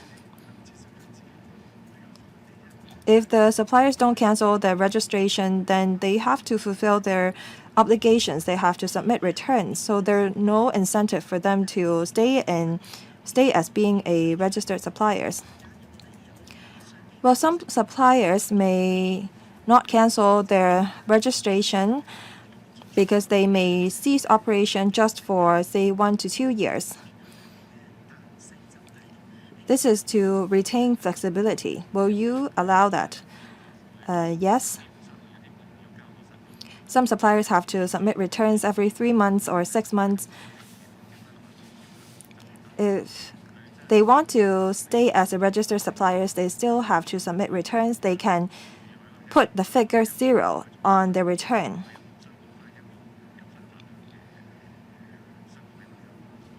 If they resume operation, then they can include the distribution quantity in the return. Dr. Lo Wai Kwok, I wonder if the supplier have to submit a fee for registration or renewal. If there is a fee, then there's no point in staying as a registered supplier. There's no fee to be registered as a supplier.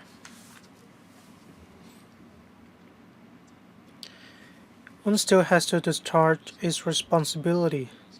Yes, Dr. Low, the government oftentimes talks about recovering the cost. I'm not saying that you must charge for registration, but when one registers to obtain a license, one needs to pay. For first-time registration, you probably may consider charging a fee. After a period of time, you may have to consider asking them to proceed to registration.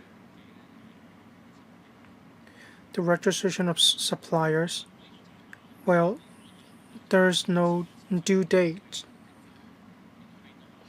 I mean, for first-time registration, you may consider imposing an administrative cost. That's what I mean.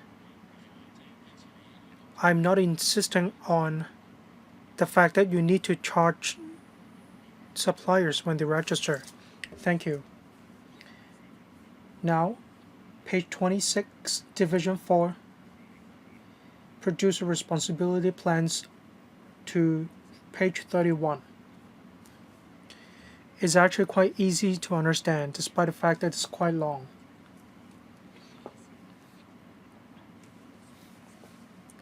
It's about the generation of the producer responsibility plans. What regulations are involved when it comes to the amendment to the plans or the formulation of the plans? What are the powers of the director?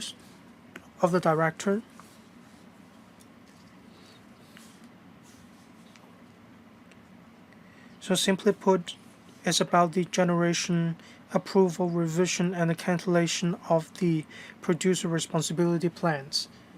I'll go through them one by one. 111, reference to terms or conditions imposed in respect of approved producer responsibility plans. It's quite easy to understand. There are some requirements or clauses. We already consulted the council. Take plastic bottles as an example.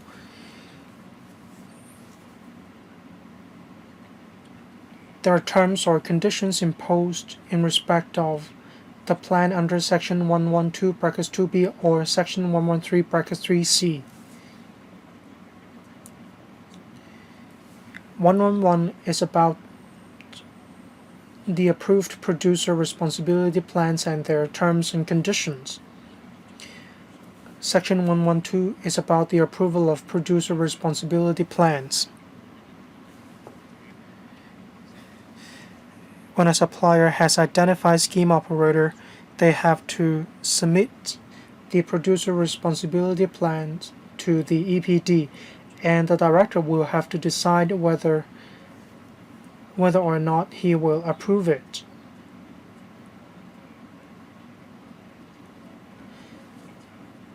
Under subsection 1A, an application for approval of the plan is made in accordance with the individual product regulation. Different prescribed requirements are in place in order to help the director decide whether he is satisfied with the application. In other words, whether the application complies with the prescribed requirements. Subject to the fulfillment of the requirements, then the director will approve the plan. There is a period, however, that is 5 years. If the period is too short, there may not be enough time for the network to be set up. If, in contrast, it is too long, it will become out of touch with the operation in the market. That's why we have decided on the period of 5 years. That is comparable to the period for other licenses. In respect of the plan, any term or condition may be imposed. Please pause here, Mr. Carmen Khan. Thank you, Chairman.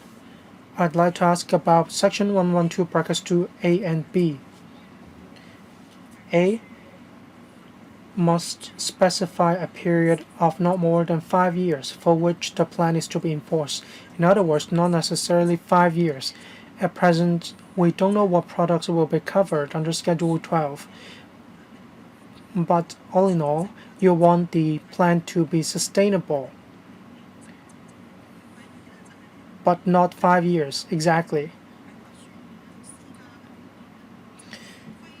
B may impose in respect of the plan any term or condition.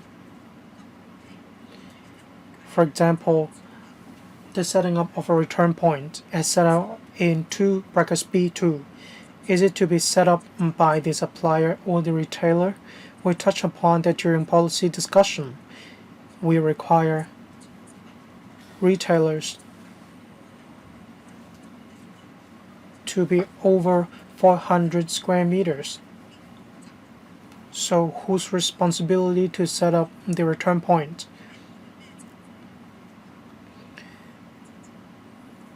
The word used in subsection 2b is may. So who is to set up the return point? Brackets 2, brackets A, not more than 5 years. Yes, indeed, in general, we will approve 5 years. But of course, we'll have to take into account the situation. B brackets 2 requires the setting up of a return point. What does it mean? This is a common legal framework, and we have to lay down general principles. We need to specify a return point.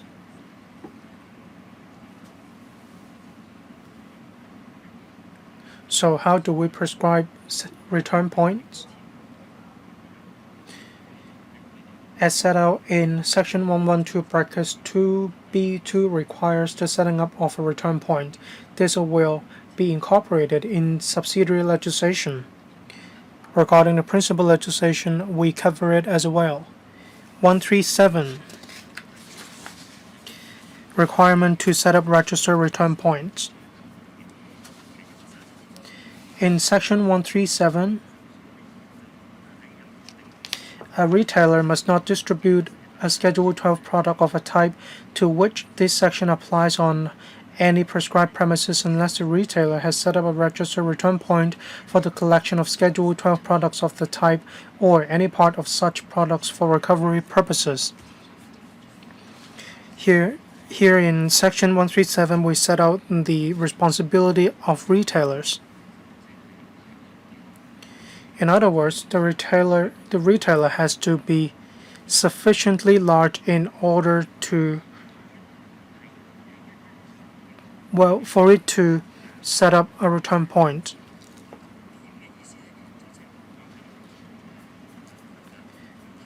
Regarding the meaning of a return point,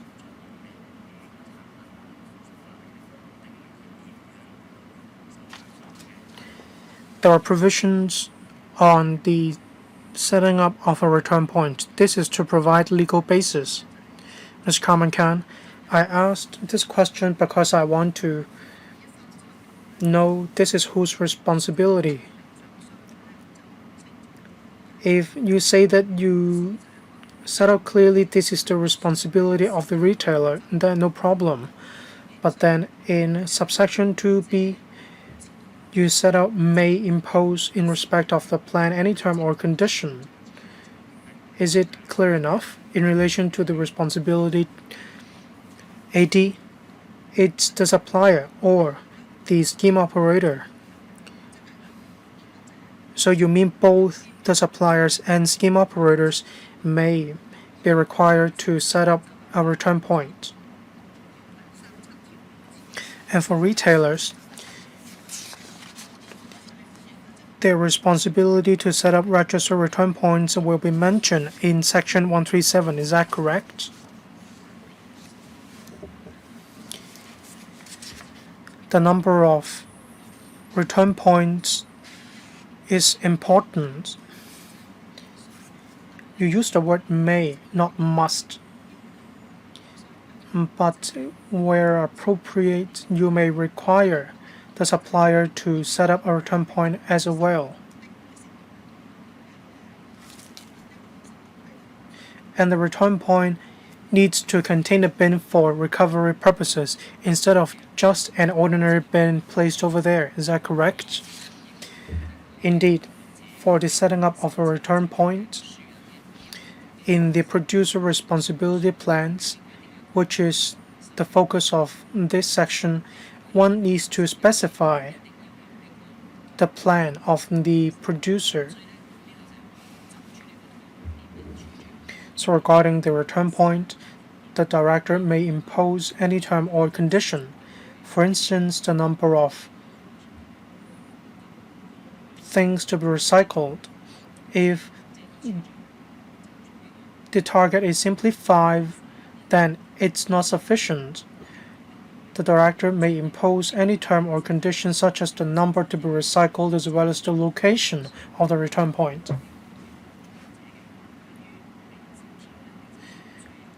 Regarding retailers, they don't need to have a producer responsibility plans. That's why we'll come to that later on. These are not mutually exclusive, is that correct? Yes, that is correct. Mr. Andrew Lam,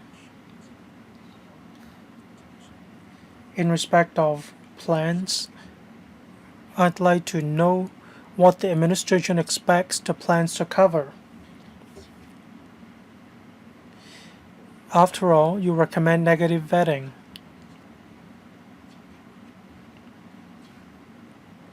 The difference could still be substantial, however. I'd like to ask about this because, as you just now mentioned, the provision has a very wide coverage. The director may decide what to approve and what not to approve, whether I'm a producer or a wholesaler. Say, if I have 10 types of products,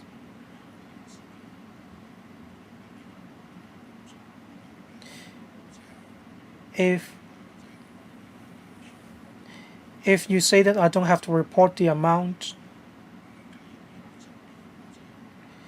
what return points to have, what recycle points to have,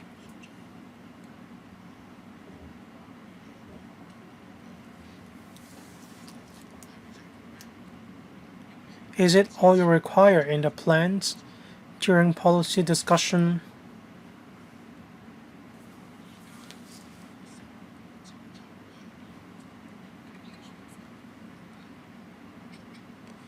You are aiming at adding value to waste. The purpose is to facilitate recovery or recycling. Suppliers or wholesalers may not have the capability to choose particular return points, but in order to meet the target, they can simply collect sufficient bottles in order to meet the target. However, if the plans make it a mandatory requirement for the supplier or wholesaler to have, say, 1 point or 2 points throughout Hong Kong, it may be possible that they cannot meet the target anyway.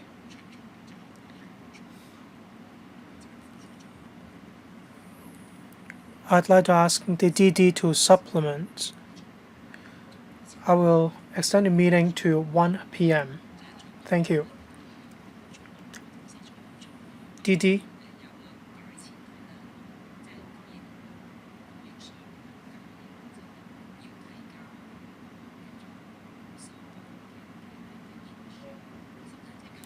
One needs to submit the producer responsibility plans to us. At the same time,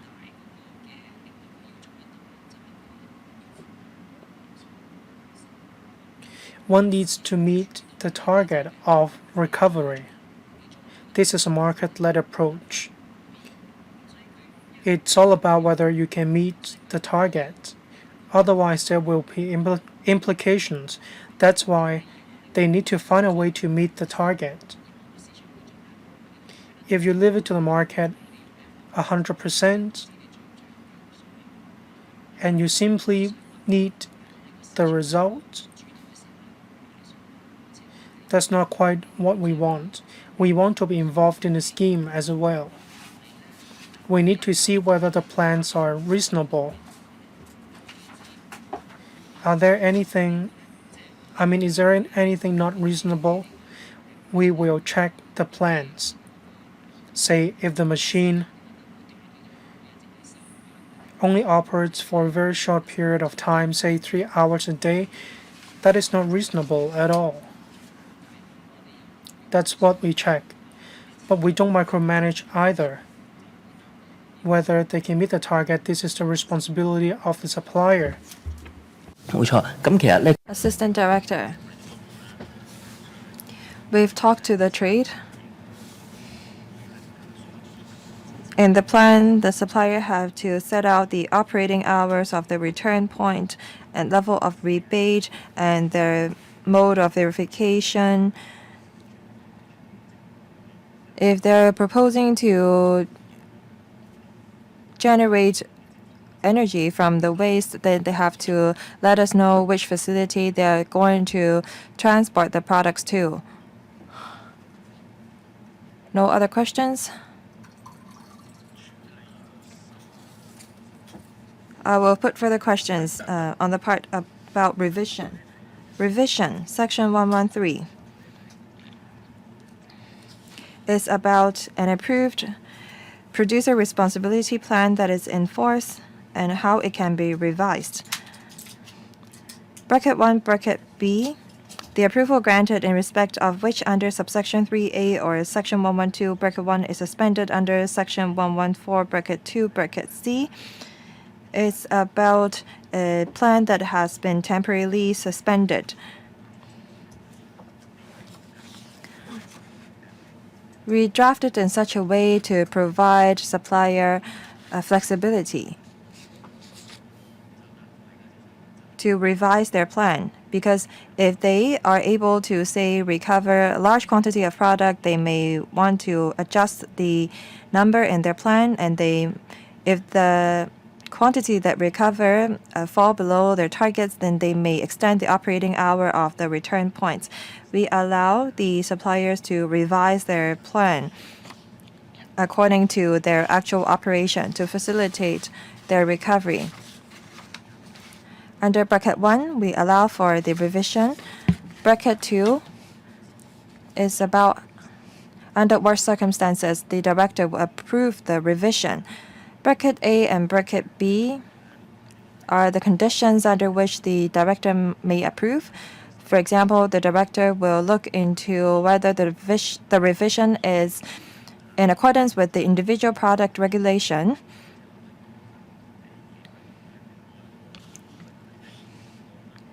In other words, the supplier will have to make the revision in accordance with their product regulation.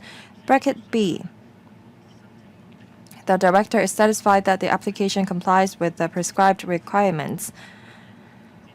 Let me pause here. Mr. Andrew Lam, I have a simple question. I completely agree with the principles.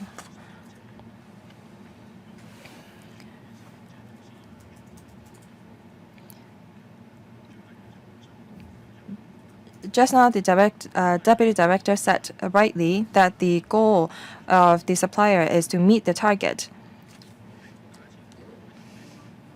In order to avoid revision, they may try to over-exaggerate the quantity or the level of rebate.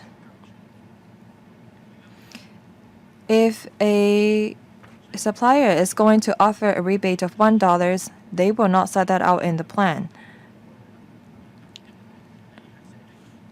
Now, this is down to the content that is required to be set out in the plan.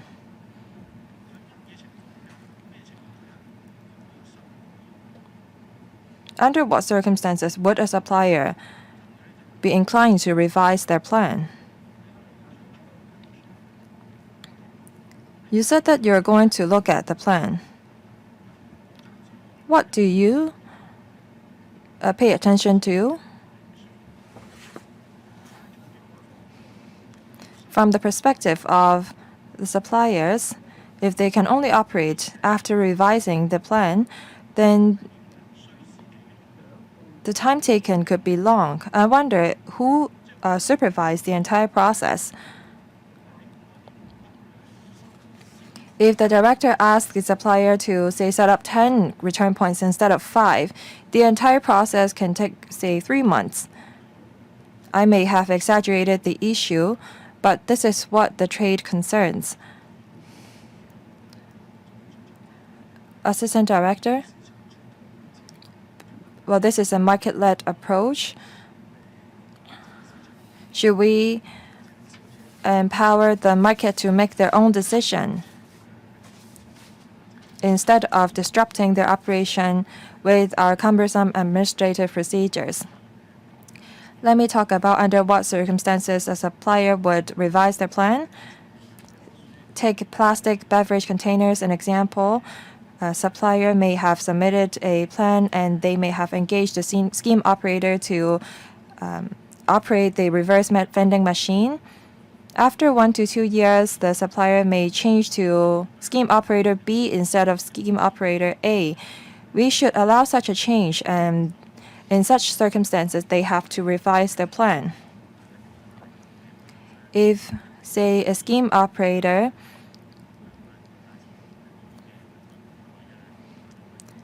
return or turn in their plastic bottles to downstream suppliers, and after 1 to 2 years they don't agree on the level of fees or rebates, they may change to work with another downstream supplier. In such case, they will also have to revise the plan.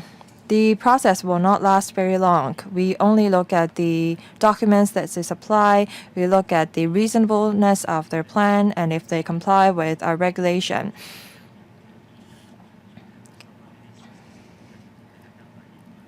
The process of approving a revision may be just 1 to 2 weeks. Their business will not be disrupted. Mr. Lam.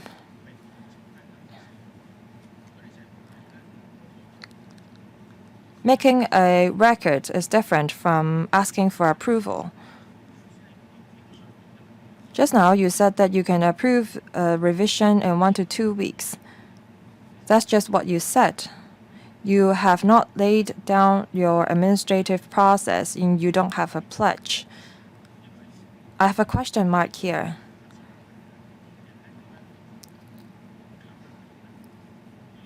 If the regulations only have to go through negative vetting, then there could be great variations among the regulations for different Schedule 12 products.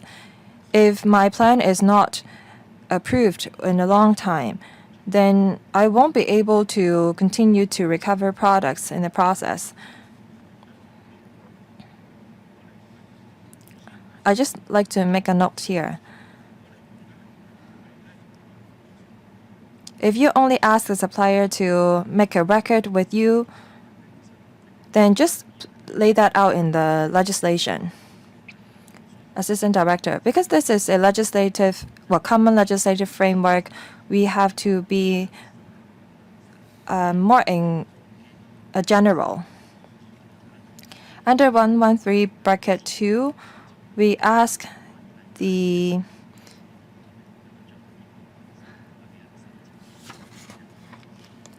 supplier to revise the plan in accordance with the regulation.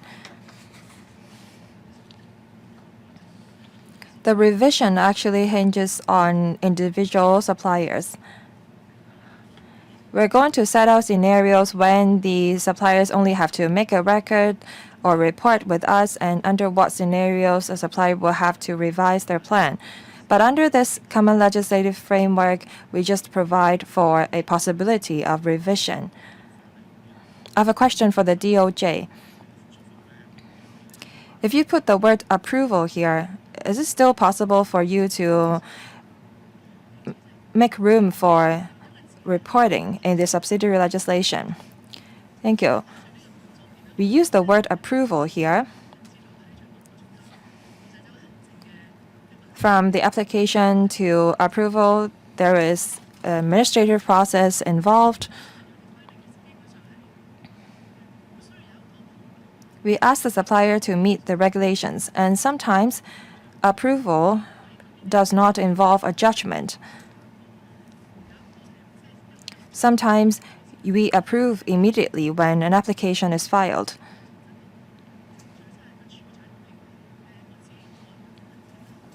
I think that the use of this word approval is reasonable here.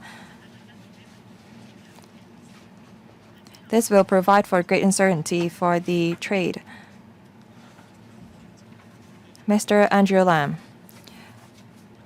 I'm not for or against this word, but the word approval is just one-sided.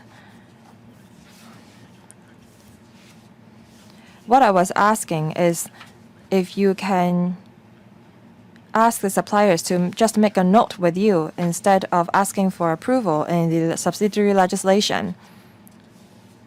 Assistant Director, or rather Deputy Director. As the DOJ has explained, we want to empower the Director to approve the revision. If a scheme operator wants to change their downstream supplier from A to B, and if both A and B are registered, then we would approve of the revision immediately. If you only ask the supplier to make a note with us, then we have no way to regulate the suppliers because they could be working with an unregistered downstream supplier instead. I see that Ms. Carmen Khan has pressed the button. I will let her put her question. I may extend the meeting by a further 15 minutes. After Ms. Khan has put her question, we're going to conclude the meeting. Thank you, Ms. Khan. Thank you.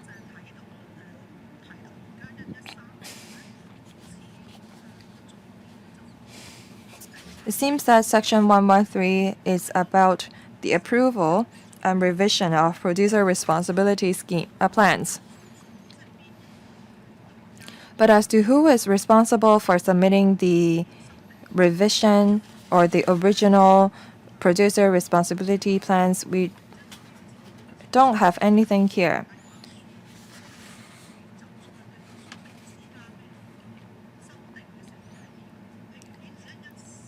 Take 113 bracket 2 as an example.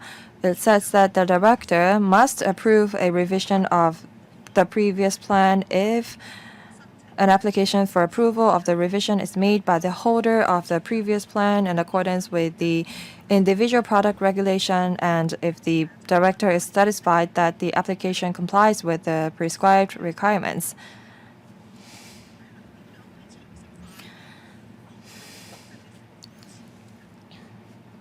How should we define the holder of the previous plan? So is this the responsibility of the supplier or the scheme operator to revise the plan? Should the scheme operator, say, revise the plans for or on behalf of 5 suppliers, or should the supplier be the one to submit the revision application? There's no reference to the obligations here. Assistant Director. Thank you, Ms. Khan. The subject of Division 4 is about the producer responsibility plan. So Section 113 is about the revision of the plan and the power of the Director. Ms. Khan asked who the holder of the plan is. Well, that's set out in Section 105. It's about meaning of holder of approved producer responsibility scheme. So we have to reference that when we read Section 112.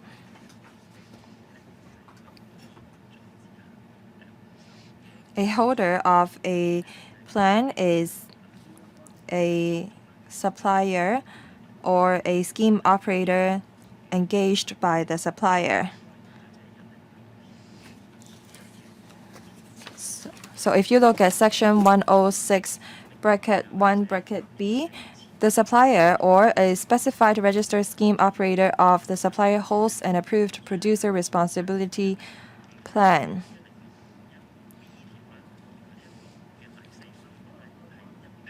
So we should read 106 bracket 1 bracket B and part 4 together. So the holder can either be a supplier or a registered scheme operator. Thank you. Mr. Carmen Khan. Thank you, Chairman. Division 4, Producer Responsibility Plans, and you have to refer to Section 105 for the meaning of the holder of Approved Producer Responsibility Plan. Division 4, the Regulation Target. It seems that you are regulating the plan instead of the holder. This is a common legislative framework. There are 5 types of products. Will the responsibility be set out under subsidiary legislation, or is it set out? Should it be clearly set out under the principal legislation? DD 106B.